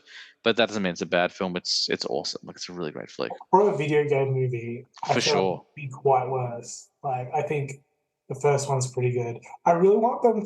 I really wanted the room. I feel like Silent Hill: The Room was one of my favorite Silent Hill entries. I don't know if you've ever played that, but this guy like is just stuck in a room, like it's like padlocked, and there's Yeah. like things forming on the wall, and then you just I think it's like in the laundry or in a room, you just go through a hole, and then you go like into this other area. It's really cool. I've only played one Silent Hill game, and when I'm saying I played it is very loose. I played it for about 10 minutes. It was too scary for me. Um, I love horror, as I've said on this show time and time again, but I'm also a wimp. So like with horror games, like Resident Evil 7, is that Biohazard? Is that the one where they're in like the hillbilly cannibal one? Oh It was the first kind of reboot. It came out about 5 years ago. yeah, oh, yeah. That was the first person one. Like that game, I was so excited for. I haven't even got to the family yet, and they show up. I think 10 minutes in. I played for 8. It was too scary for me. Yeah. Oh yeah, yeah, Um, and Silent Hill, the one I have, I think, is Homecoming. And I remember I was walking the streets, and there's like a weird skeleton ghost dog thing, which has become a bit of an internet meme for Silent Hill fans. But oh, I was also walking through a house, and like the walls turned to flesh, and the door was like a flesh zip, and I was like, "That's enough for me. I'm done. Like, it's too much." yeah. I just feel like yeah. I remember Silent Hill being generally terrifying, like while playing it, just never having enough ammo. You like really have to decide between using getting close range with your pipe or like using like the seven out like round like the Mm. 7 bullets of ammo you have left. I feel like there's probably been more games in recent years that have gotten scary. Like I actually found Bioshock to be a little bit scary. I didn't realize it was a horror game when I played it, but it's got some scary moments. Certainly not on the same level as Silent Hill or some of those Resident Evil games, but definitely scary. I've never played Outlast, but apparently that's pretty messed up. Yeah. Um, because that's like a found footage kind of POV. You don't have any guns at all, and you're going through an insane asylum, and they're all violent. Like, I think looks for pretty me, terrifying. any game that you have to spend like time like just shooting things for a while kind of removes the horror element. So if I was Mm, stuck in a situation where I was like, oh, I don't know what I'm gonna do, I've only got this, it's like scary because like, you don't know what your next move is. And mm, that's why I like Silent Hill, probably over Resident Evil. It's less action, more like survival. for But that's sure. just my opinion. I'm sure people have like their take as well. I think that's why Resident Evil was an easier watch and play for me because of the action. It didn't feel as scary. It's like, oh no, like there's some like movement here. Like Silent Hill, it's isolated, it's slow, it's quiet, and those are all scary things. Um, one game that hasn't been made to move, but a horror game I love is Until Dawn. That's a really great horror game. Oh, is that the That's the one. It's a story game, and like you're up in the yeah, snow cabin yeah, and stuff like that. yeah. That's a great horror game. I I think we Beck and I played it during lockdown, and I was like, whoa, like I just didn't expect it to be like that good. Like I mean, like I heard things about it, but I didn't think I would enjoy it as much as I did. Mm, yeah, no, definitely. Um, my number three is Detective Pikachu. Uh, um, I remember I saw this movie came out in 2019, and that was a year where I was working in a call center, so I didn't get out to the movies very often. So it was one of the few movies I went to that year, and I took Tina, and I was going through some personal stuff at the time. I was having some mental health stuff, so she went, but I don't think she really wanted to. Tina, for those listening, hates Pokemon. It's not her thing at all. She never played it growing up. Like she was there for the fad, but like she was really kind of on the outside of it, so she didn't really understand it. And the entire time she's known me, she's shown no interest. Like she went to the UK for a 3-week trip in 2014, and I wiped a cartridge for her and said, "Look, you're going on like a 14-hour flight. Why don't you give it a go?" She never turned it on. Like she had 2 flights, she never turned the game on. Um, she has no real interest, but she does like I've shown some stuff to Zoe, and she likes that. She likes that element of it, but she's kind of like, yeah, it's not my thing. We went to Detective Pikachu, and she cried in the movie. Like she loved it, and I did too. First of all, the designs are stunning. Like to get them kind of they they're obviously not super realistic. Like they do look like the thing about Pokemon, and we talked about this before with your own character design, is they don't doesn't look hyper realistic. Like Onyx looks like a pile of rocks with eyes. It's never going to look real. Charizard is a dragon, like but not like a Game of Thrones dragon. Like he's a cartoon dragon. Psyduck is like a a duck that like embarrasses himself all the time. Like it's never going to look hyper realistic, but visually, I think at least at the time, it's the best they could have looked. I thought they really put a lot of effort in the visuals of it. Having Mewtwo as your villain is always a great, like I mean, it was a good fan service. for Just sure. yeah, Um, Seeing the battles was cool, but then like the emotional story about a guy just trying to find his dad, like and then obviously the twist there as well. Um, Super relatable. Like it took it away from just being like it. I felt like it worked on so many levels, and the reason Tina liked it is because, and the reason I liked it as well is like, if you're a fan of the games, you'll dig this. But if you're not, there's a story in here that will draw you in. It's the reason like Spider-Man is successful. Like not everyone likes Spider-Man, but they'll watch a Spider-Man movie because that human story, that story of like persistence and trying to overcome evil, like we can all relate to that in some way or other. And I think they did a great job with that as well. Um, it's been a minute since I've watched it. It's actually on my list to rewatch this year at some point, but I just think it's really fun. And for a kid, a kid who's been playing those games for 30 years, I couldn't have asked for much more. I just thought it was a really great, fun ride. yeah, nice. And there were Pokemon I didn't recognize because they did some like next gen ones that I hadn't seen. So I'm like, oh, what's this mountain Pokemon that they're walking on? Like that's kind of cool. Like that whole sequence where they're like the hills come alive and they're like trying to navigate the hills, like it's so intense. Um, yeah, Yeah, I really don't. I don't have much more to say. We kind of talked about it before, but I really enjoyed it. and definitely one of my favorite video game movies. Yeah. Which brings us to number 2, Josh. What's your number 2 video game movie? Like I said, mostly these are like recent ones because I can't remember all the ones I've watched. But it's a Super Mario movie, and we've talked about it Nice. a lot. I think I don't know how much we've mentioned off off podcast, but yeah, we've talked about it a lot. Just how great it was, how it didn't need depth. Mm, Um, yeah, I mean, I think they nailed it. I think the story matches, the theme of the world. Um, I think it's enjoyable and entertaining, which is what a movie needs to be first. mm. I think the story fits the characters. I think they put enough references in there to be like, this is everything that's Mario. So many Um, references. yeah, Like, and I think I did the thing because we went and saw it in theaters together, and I did the thing I don't like doing, but like there's so many references I had to like lean over and tell you things. Like in the opening scene where they run from the pizza shop to the plumbing job, that whole thing is shot as a side scroller, and if you watch it, it's a map of the first level in the first game, like up um, to like the pizzeria, like when Mario jumps over and slides down the pole, the pizzeria is shaped like the castle at the end of the first level. yeah, Like when they go into the pipes to go, like remember when like New York is flooding and they have to go underground to try and stop it? When they go underground, the underground music is playing, but it's a slowed down version of it, and there's like a pipe and it says 1-2 because that's the second level of the game, World 1-2. yeah, it's when great. they when they blast through the wall, it makes the shape of the Mario head from the Nintendo game. Like every shot has a reference in it. It's crazy how much detail went into it. And that's why I'm with you. I'm like, it doesn't need depth because it has everything a Mario fan could want in it. Yeah. I mean, that's the thing though. You have to service the fans because if you have one shot at making a movie, you need to do fan service, Mm, but you also need you need your like outside audience to have a good time too. And I think it does both. mm.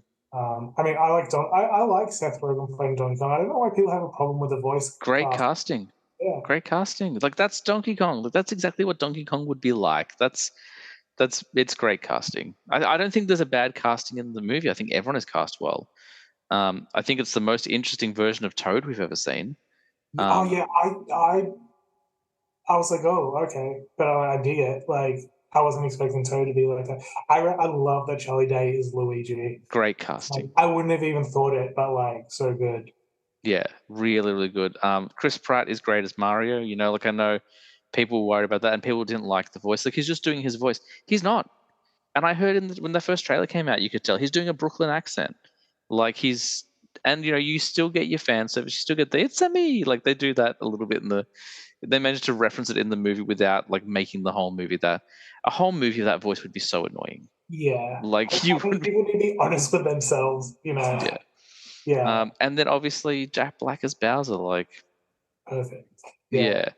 And that was the one character change I wasn't on 100% on board with the first time, but I've definitely come to it now. I was like, oh, he's a bit too goofy. I didn't like that Bowser was so goofy. But then, like, I just kind of stepped back. I'm like, you know what? It is a kid's film. And, like, he already looks scary. Like, the character design of Bowser is quite scary for a kid's film. Like, you can't then have him act scary. Otherwise, no kid can watch that movie. It's too scary. yeah, yeah. I actually like that they showed the downtime in Mm. between him being a villain as When they're well. playing the piano together, Yeah, yeah, do do do yeah. do do do. Yeah. Jam with It's me. just like, practicing Marion Peach, Yeah. like and singing about it. Like I think that's great. That like this, it's kind of like, oh, what is a villain doing when he's not? Yeah, oh, they're not. I should say, they're not like being a villain and terrorizing like you know the rest of Mario World and all that. Mm, He's like sitting there like preparing to marry Peach, thinking about what he's going to say to her. mm. Yeah. And just so many little things like when you first see like his domain, like they're all listening to heavy metal, Oh yeah.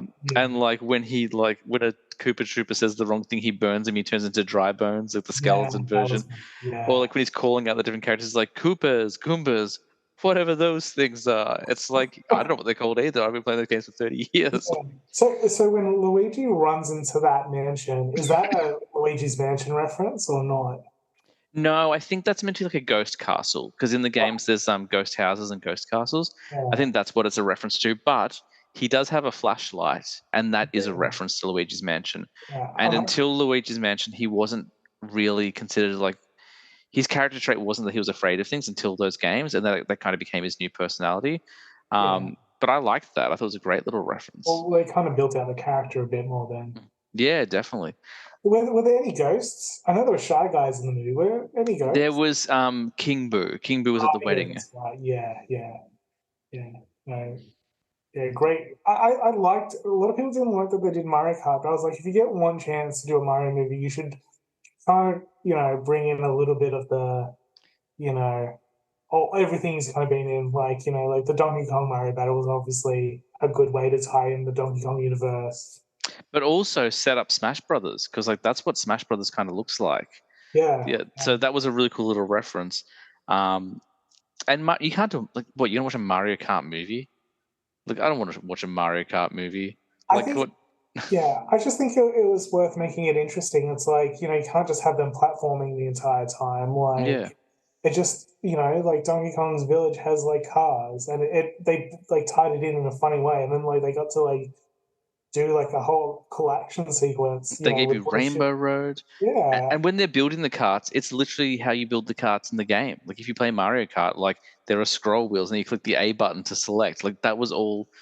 There's so many references. Like I think it was done in a way that like the references helped make a more interesting movie. yeah, for sure. I don't think my brother's seen it yet, and I keep asking him. I'm like, I know that you're not a big movie guy. I'm like, but we played those games our entire childhood. You'll you'll dig this movie. Like it's made for us. Um, Yeah.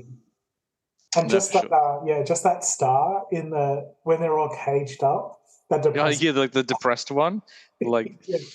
And yeah. I just thought the humor was good. I wasn't expecting the humor to be kind of like the Pokemon movie, where it's kind of cheeky. Mm. The hide like the more serious themes under like cheeky humor.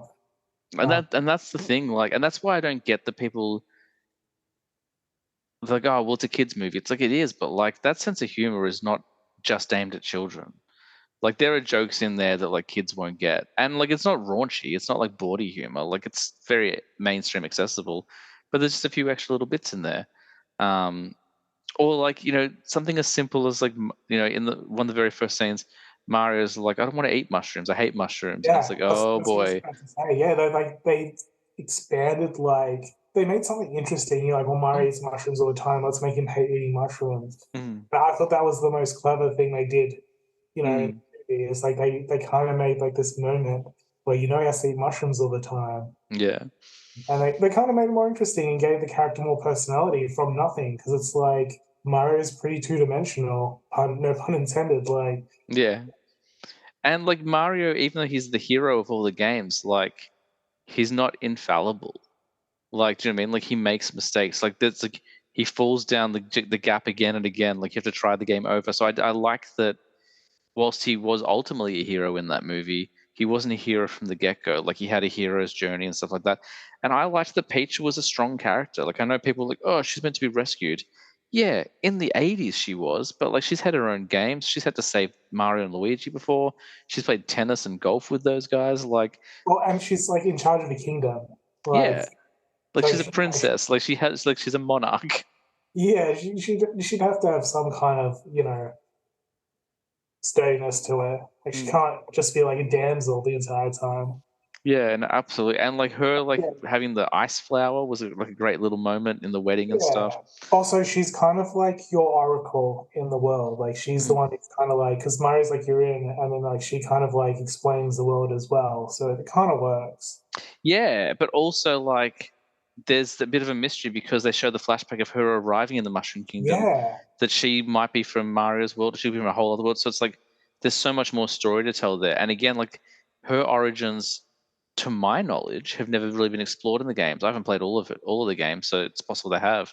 But from what I'm understanding, like she's always just been in the Mushroom Kingdom. So Well, yeah. So, because that was my next question, because it's like everything they're putting in there, it doesn't feel like it's betraying the source material. It's kind of mm, adding onto it, um, in a really cool way. I'm so down for Yoshi. Like, yeah. And I just want to see I just want to see like I hope that's given them the confidence to keep building the franchise. Like, do a Donkey Kong movie. Like, we saw all the Donkey Kong characters there. Like, do a Donkey Kong adventure. Like, those Super Nintendo games are some of the best video games ever made, especially Donkey Kong 2, like, which is Donkey Kong and like, sorry, Donkey Kong has disappeared. He's been kidnapped. So Diddy Kong and his girlfriend Dixie have to like rescue him. And for some reason, it's a pirate themed game. So like all of the villains are wearing like eye patches and have peg legs, and there's no real explanation for it, like other than we made it a pirate game, and it's so much fun. Yeah, yeah, Um, yeah. yeah, I really like the Mario Donkey Kong rivalry in the movie as mm, well. Adds so much to it. yeah. But like you could do Kirby. Like Kirby's got such a rich like story and like maybe not. Maybe like, don't mean like a character story. Like he just eats things and turns into them. It'd be a But like fun this, character. there's Yeah, so many great characters, and like there's a really fun Kirby game called Revenge of Meta Knight. So obviously you know the character Meta Knight. I know that was a Smash Brothers favorite for you for ages. yeah. But like that game opens with Kirby on top of like an airship, and like all these people like trying to kill him basically, and he keeps getting like shot off and landing in worlds. He has to keep trying to come back and stop Meta Knight. And it's like this epic game that like ends the last level. He's like set up all these detonators on the ship, and he has to ride like a motorbike off the edge of the ship before the detonator goes off. It's like this weird like action game, but it's Kirby, and it's so much fun. Like it's a really cool game. Yeah, So there's so many cool things there. Like obviously Zelda, you can do stuff with. Star Fox, you can do stuff with. Metroid, like I feel like Metroid is the hardest one to do because it's the most adult out of all of them. Like I feel like you wouldn't. I don't think you'd do Metroid in the same tone as Super Mario. You'd have to go darker. no, Um, I think Metroid has like a lot of things holding it back from being a movie. That mm, being like a silent protagonist, which you could yeah. probably overhaul, which is fine.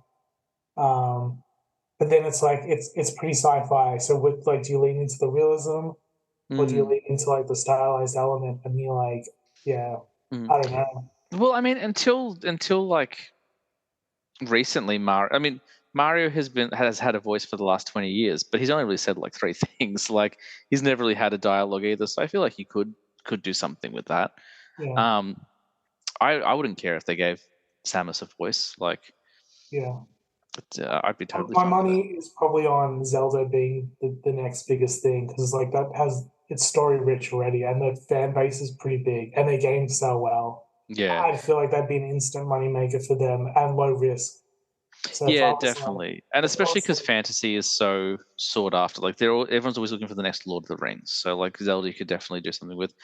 But I wouldn't count out Donkey Kong. I think you could do a Donkey Kong movie for I sure. think a Donkey Kong movie would be a really fun movie. Uh, Yeah, or like it's lesser known to the mainstream, but like I would love to see Banjo Kazooie. Like, it's a really great game. Like, it's that so would be fun. yeah. I mean, I'd like to see it, but I just don't think that. Yeah, like that's such a small like, and but like yeah, like because they do like even though they don't talk, like it's all but they do talk in the games, but it's all text because most Nintendo games didn't have vocal performances for the longest time. But those games, like, there's so much fun to be had with them, and those characters I think could be very endearing. But um, I love that Mario is your number two. Uh, Yeah.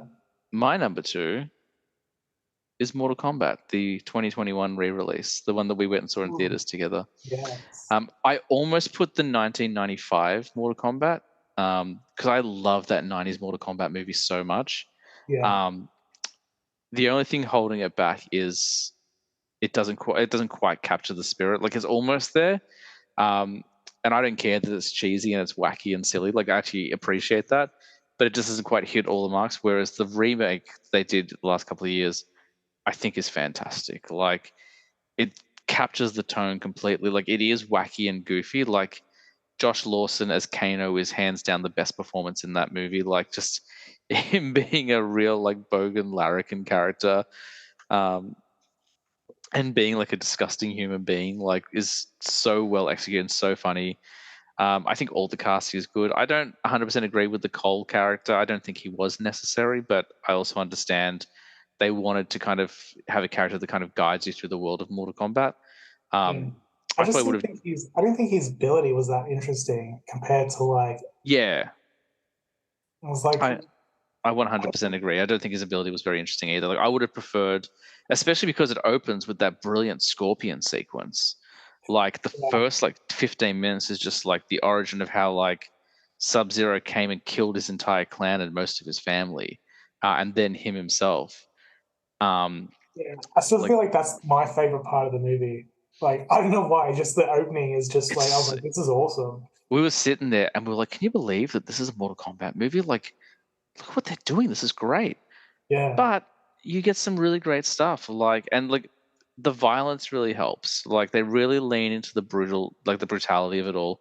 Like when Jax is fighting Sub-Zero and Sub-Zero freezes his arms and breaks them off. It's like, yeah, that's Mortal Kombat. yeah, Like when Kung Lao throws his hat in the ground and cuts Natara in half. Like, yeah, that's Mortal Kombat. yeah. Um, I it's yeah. Go on, yeah. I was just like, I hate Jax when he has them. Scrawny arms. I He's like little hate robot arms. I was like, I just can't wait till he gets his arms. Yeah. Um, yeah, I just couldn't handle them arms at all. And like this film's been criticized a bit for being a little bit shallow, which first of all, I'm like, well, it's Mortal Kombat. Like, what were you expecting? Um, I think when we walked out of it, our only criticism was that there wasn't a tournament, and the whole idea of Mortal Kombat is there's a tournament. Yeah, But we've had two of those movies, and we know they're getting to a tournament, and we know Johnny Cage is coming in this next one because Carl Urban is playing Johnny Cage, which I'm very excited about. yeah, Um, but I just think like if you want a movie based on an arcade fighting game, this is the way to do it. Like it's 100% fan service, but it's just done so well. Like it's fun, and that's the most important thing is it's fun. yeah, Like it's not too serious. I remember reading interviews and they're like, oh, people almost threw up because of some of the amount of gore like we put in the movie. I was like, I don't want that from a Mortal Kombat movie. Like I don't want to it's not Saw. I want it to be fun. And yeah, then thankfully, it was quite brutal, but it was a lot of fun.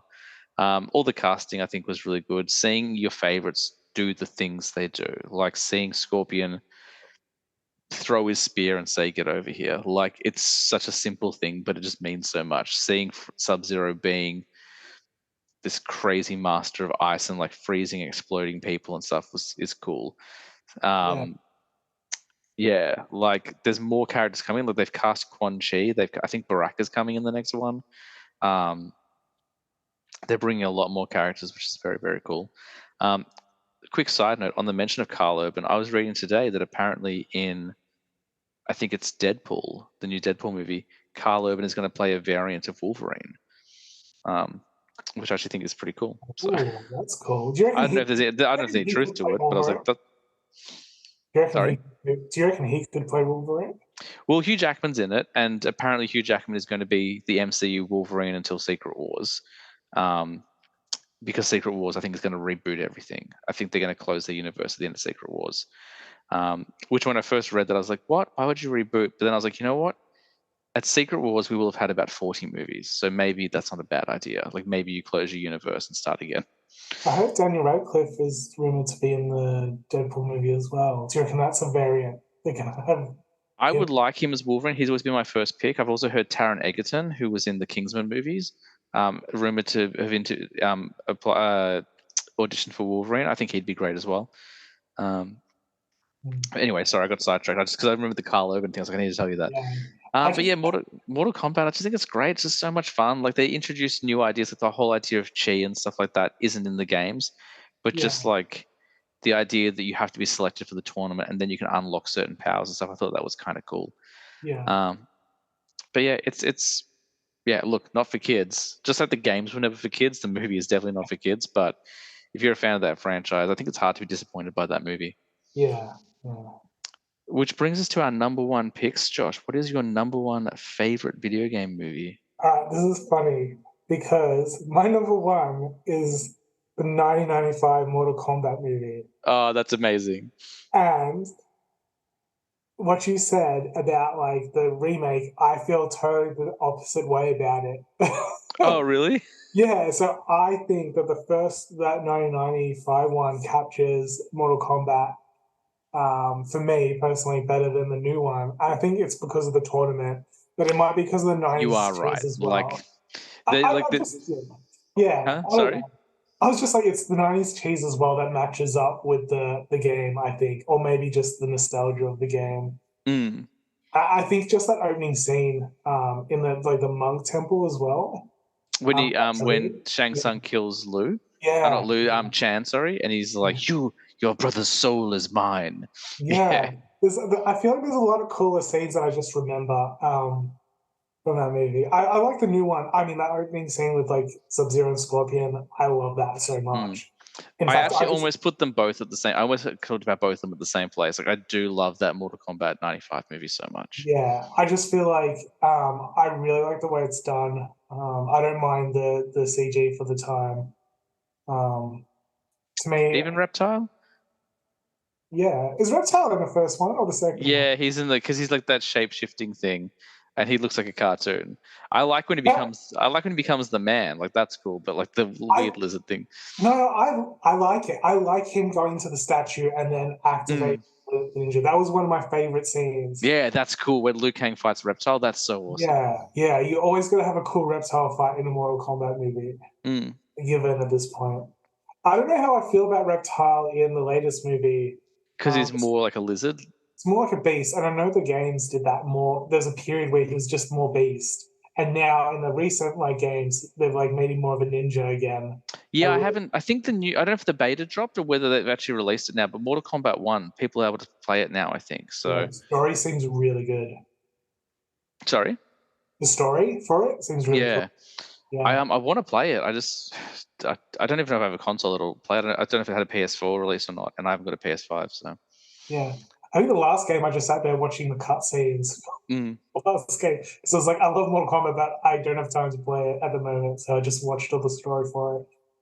Yeah, I don't know. Like I remember that being like a really good video game movie. The casting is great. Like Lyndon Ashby as Johnny Cage is really fun. Like Yeah, yeah, just like when he does the splits and punches Goro in the nuts, like just stuff like that. yeah, I did like 1995 Goro better than 2021 Goro. I yeah, prefer the puppet to the CGI, and I also like in the CGI in the most recent one. One of my biggest complaints was Goro was killed off very quickly and very easily, whereas in the '95 original, like it takes a while to get rid of Goro. Like he's a real threat and a real presence. yeah, yeah. I I can't remember the like how they get. Don't they all have like a Mortal Kombat tattoo, and then that's how they get enlisted? That's in the new one. In the new one, they all get the tattoo. In the Yeah, original one, they get invited for different reasons. So Lou gets Raiden tells him he has to go. Like so, he goes back to China to find out what happened to his brother, and Raiden's like, "You need to go to the tournament." And Johnny Cage, like is talking to the direct to like his martial arts teacher or whatever, and then turns out it's Shang Tsung in disguise.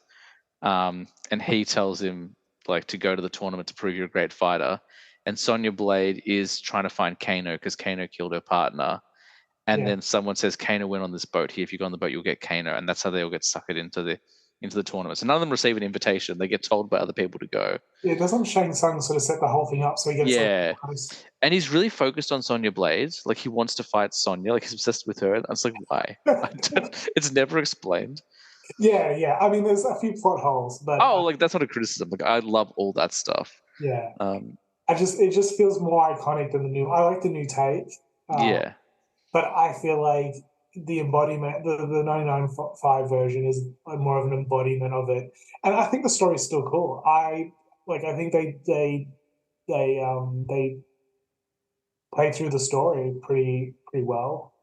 I'm trying to find more words to describe it, but I was like, it doesn't really go off too far off, what the Mortal Kombat game is. I'll tell you what's really cool is the Scorpion fight with Johnny Cage, where Yeah, like it's in the forest first, and then like Scorpion takes him into hell, and he has to fight him in hell. Like that's really yeah. cool. Um, How does the second movie start? Does it start with Scorpio in hell?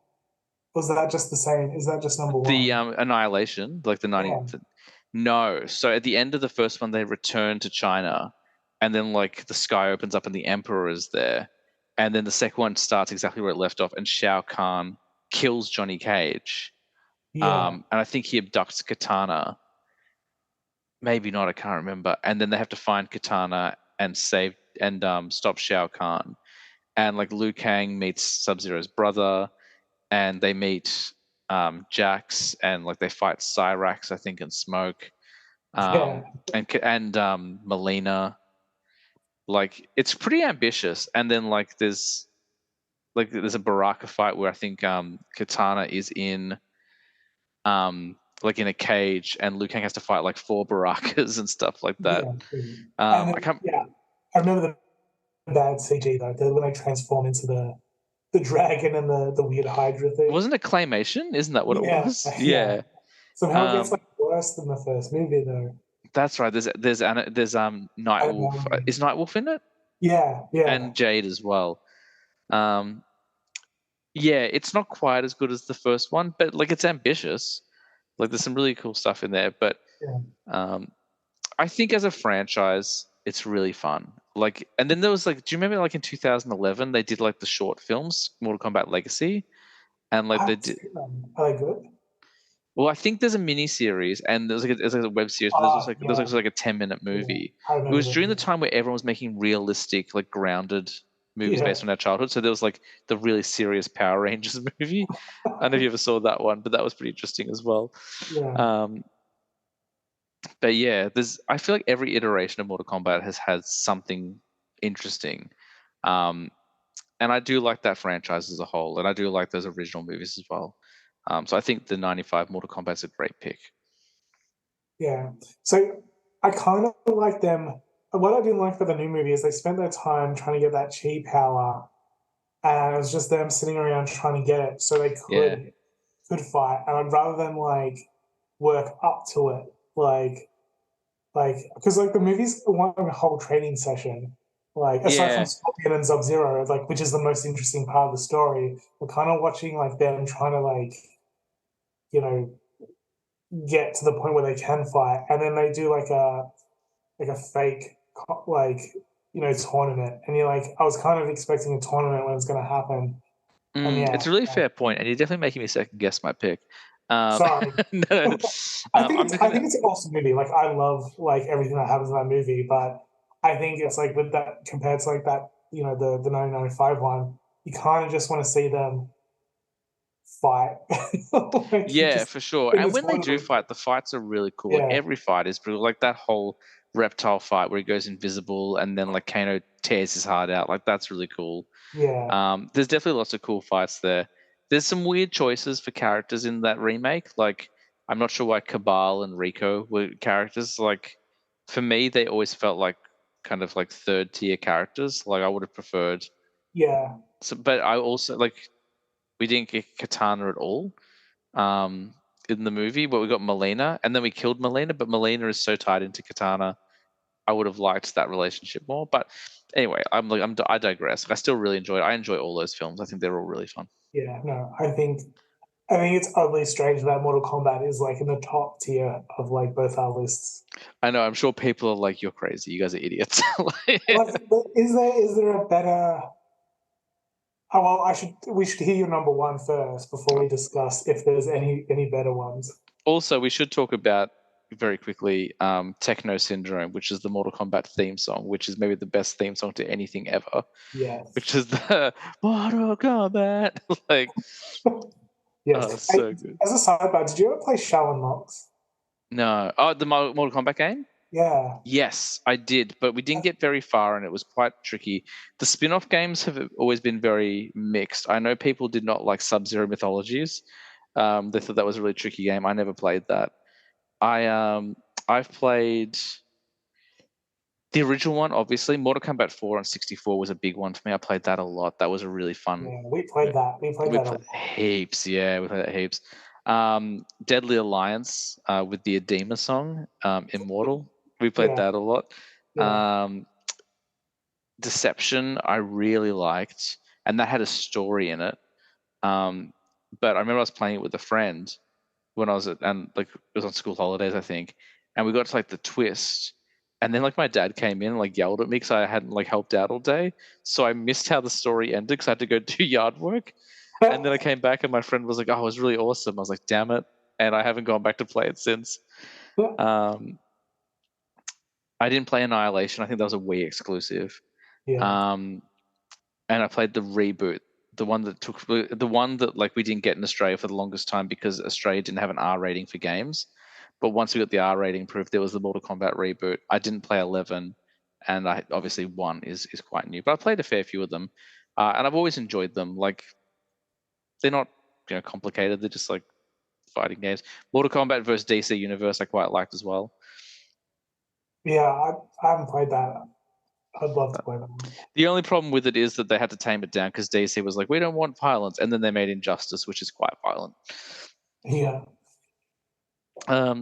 So good. My number one, we've already talked about it. It's the Super Mario Brothers movie. I love that movie so much. Ooh, yeah. That's why I wasn't talking about it too much when you were talking. I was like, I don't want to I give it thought away, so. but I was like, why isn't James talking about it? It's kind of weird. I should have um, known, but I love it. I've seen that movie 3 times this year, and every time I've watched it, I've loved it. But also, everyone I've watched it with has enjoyed it. So I think it's just the ultimate crowd pleaser. Like we saw it, we couldn't stop talking about it when it came out on Blu-ray. I showed Tina like within a couple of days, and she loved it. And then only a few weeks ago, I showed Zoe. I was like, "Let's watch a movie." You pick from this pile, and she picked Mario. Um, and she loved it. She was singing Peaches like all evening. She was like Peaches, Peaches, Peaches. mm, Um, and she loved like when Mario gets knocked out by Donkey Kong. It's like it's a me. Like I just think it's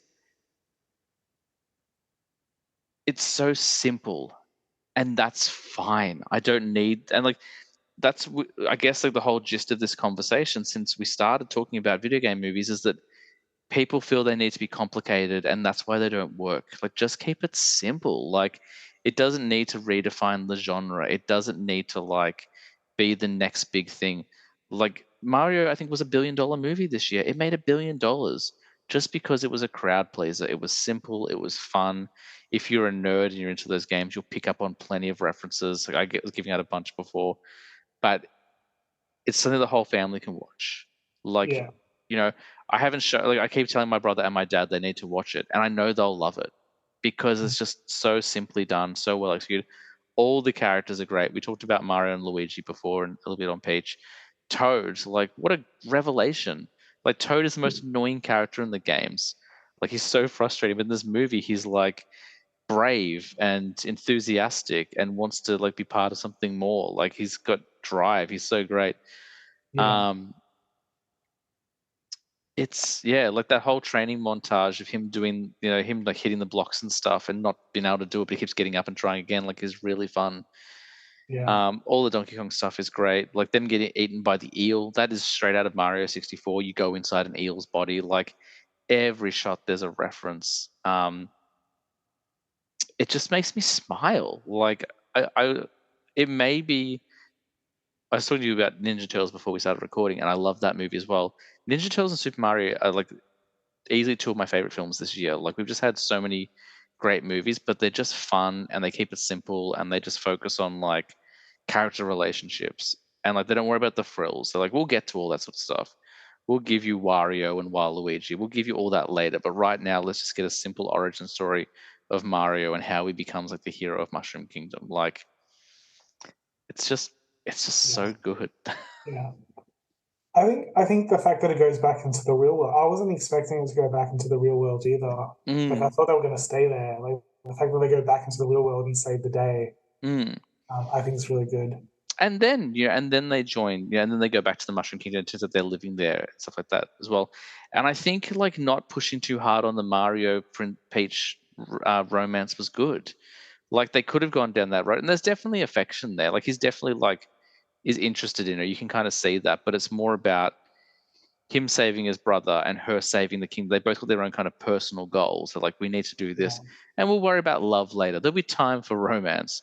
One of my favorite moments in the movie is they really, and we talked about it before, like Luigi is scared. Like that's kind of what his defiant is. He's very easily afraid, and Mario's always there for him.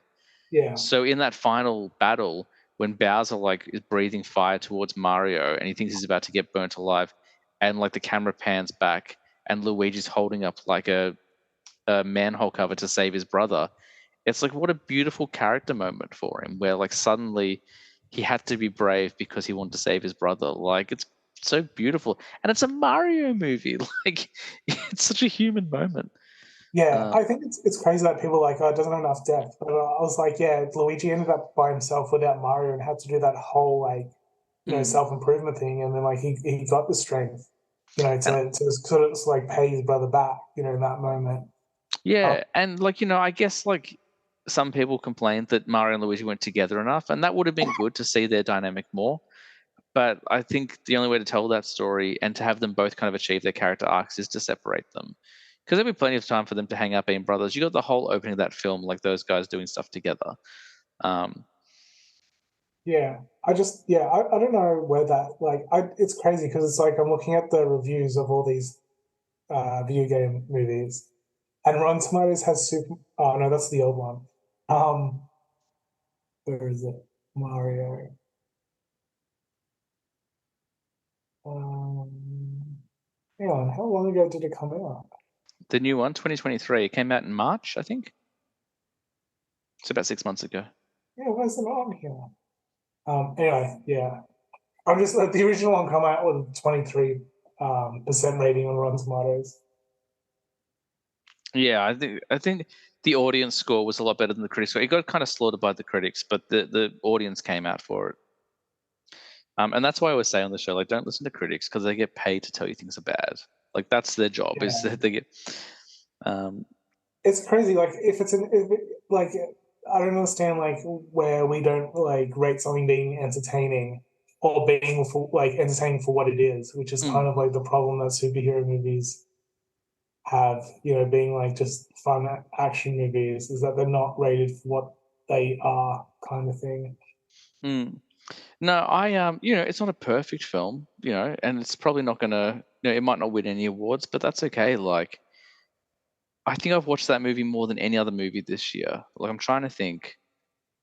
Haven't done too many double watches this year, but I've definitely seen Mario 3 times, and every time I watch it, it makes me smile, it makes me laugh, and the person I'm watching it with is also enjoying it. Yeah, Um, and that's kind of rare. Like, like I went and saw it with you. I showed it to Tina. I showed it to my daughter. Three very different people. Odds are one person wouldn't enjoy it. Like just on a on a round of odds.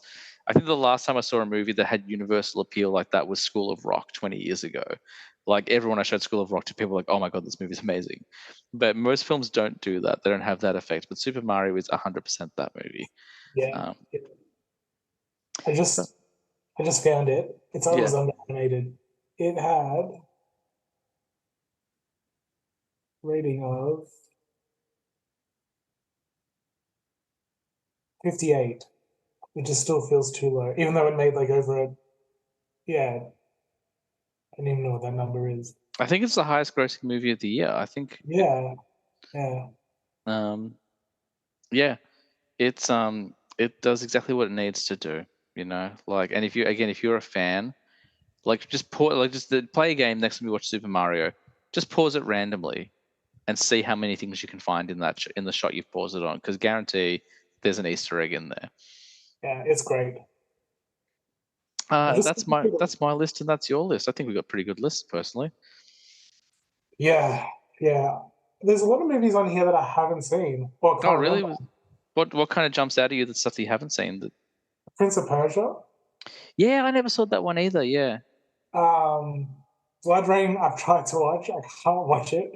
I watched Blood Rain when I was working at the video store, and I think I enjoyed it for what it was, but I've tried to watch it since, and I've really struggled because it's very low budget and it shows. Like, it's hard to watch. Like, when you watch a really low budget film, sometimes it's like it feels like it's shot on like on a home video camera. That's kind of how Yeah, it felt. So it was a bit tough to yeah, watch. yeah. I really want to watch Max Payne because I can't remember that properly. Did we go and see that? No, I went to that with Tina, I think. I loved Max Payne when I saw it. I know that game is so good. Yeah. I want to see the Warcraft. I can't remember watching the Warcraft movie. Yeah, I never saw that either. I remember like people were losing their minds when the trailer finally came out, and I Yeah. remember being kind of underwhelmed at the time. But I was also at the height of my snobbery when that movie came out. So Monster Hunter. That's another one that I that's probably another Mila Jovovich one. yeah, yeah. Um, I haven't watched. I haven't watched the Sonic movies properly.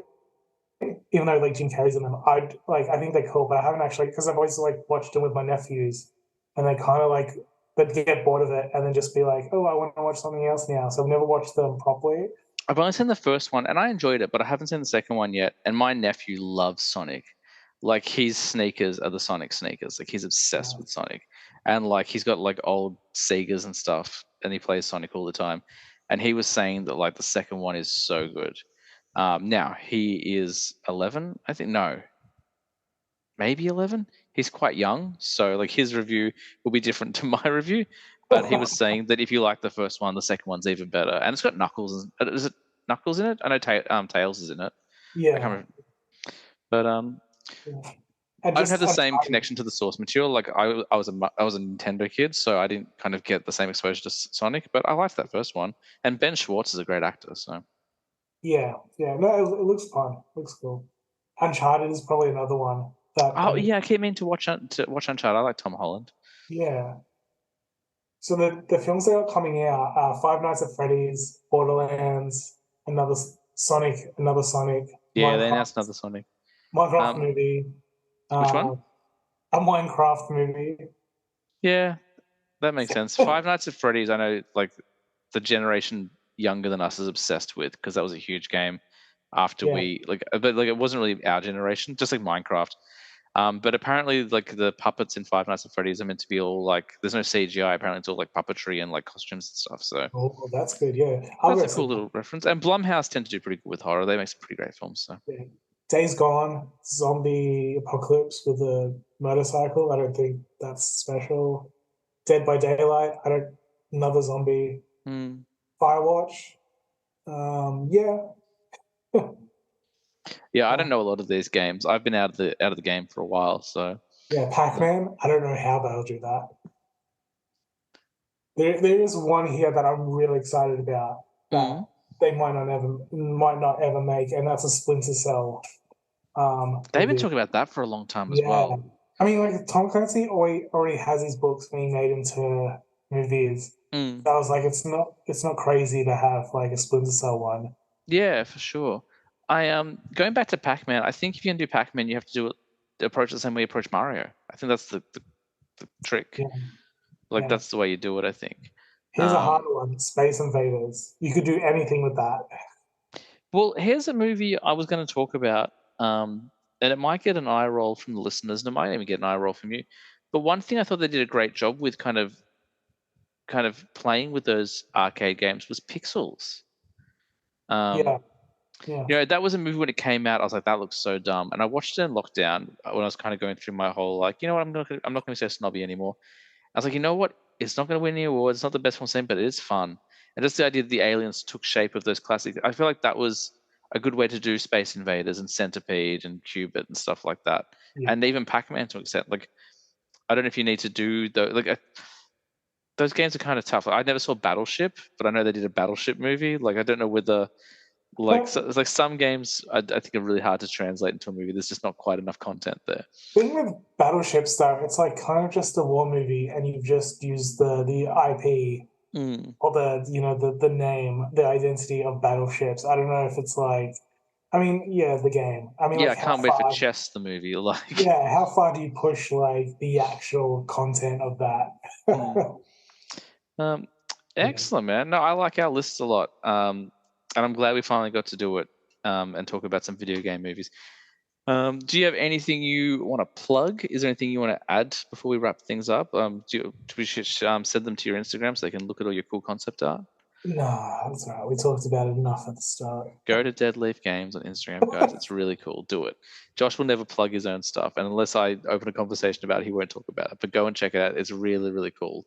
I'm very excited for all the stuff he's doing, and I know some things come up that we can't talk about, but I can't wait till that gets announced because then we can talk about some really fun stuff. But it's all very exciting for Josh, even if he won't talk about it. It's fine. Go check out his stuff. Um, if you want to support this show, jump on Instagram, follow I Was a Teenage Film Snob. There's underscores between every single word. And come and have a chat with me. Send me messages, slide into my DMs, as the kids say. Give me some likes, some comments. Smash like and subscribe. Yeah, smash like and subscribe, guys. Um, Cartman, bruh. Do you remember that? Like when Cartman was like a internet streamer or whatever? That was pretty funny. If you want to support the show by spending money on me, you can go ahead and buy a t-shirt. I get pretty much none of the money, but it's a pretty cool t-shirt. It's really comfy. Head to tpublic.com, type in I was a teenage film snob, or jump onto my Instagram, click all the links, and get yourself 20% off if you're a first-time customer. It's a very cool t-shirt, and the logo was designed by Josh. The logo that I've plastered everywhere, probably to the point where it's like, oh my God, like you need to chill with the logo. But definitely get one of those if you're interested. And if you don't want to buy a t-shirt, that's cool as well. And give us a review. The show's had no reviews. We've been around for over a year. I'd love someone to write a review on the show, even if it's 1 star saying this guy tries too hard, give up on your dream. Like just some engagement would be nice. But otherwise, that's going to do it. The Apocalypse series is over. You would have heard last week the final episode. I'm saying this before I've recorded it, but I'm hoping that everything's gone according to plan. I have some very fun guests coming up soon, some international guests, including the boys from Midnight Terrors and Michael from We Love Horror as well. They're coming back. And our new series is going to be starting very, very soon. At the time of this recording, I may not have announced it or not. I'm not sure, so I won't break any rules yet. But that is everything. Thank you again to Josh. It's always a pleasure having him on the show. And Josh is we've already talked about the next topic. He's going to be back quite soon to talk about some more movies. Do you want to throw anything else in before we wrap up, Josh? Yeah, thanks for having me. Yeah, you're very welcome. It's an open invitation. You're one of my favorite people in the world, so you're always welcome. And you're also my cinema buddy now. I've gone to the movies with you more than anyone else this year, including my wife. Yes. It's been fun. Well, that's going to do it for this week's episode. I hope you dug our debrief on video game movies. I hope you dug hearing about Josh and I's adventures in creativity and working on his games. If you didn't, you made it this far, so well done, I guess. And as we say on every single episode of this show, guys, I was a teenage film snob, but I'm trying to be better. We'll see you next week.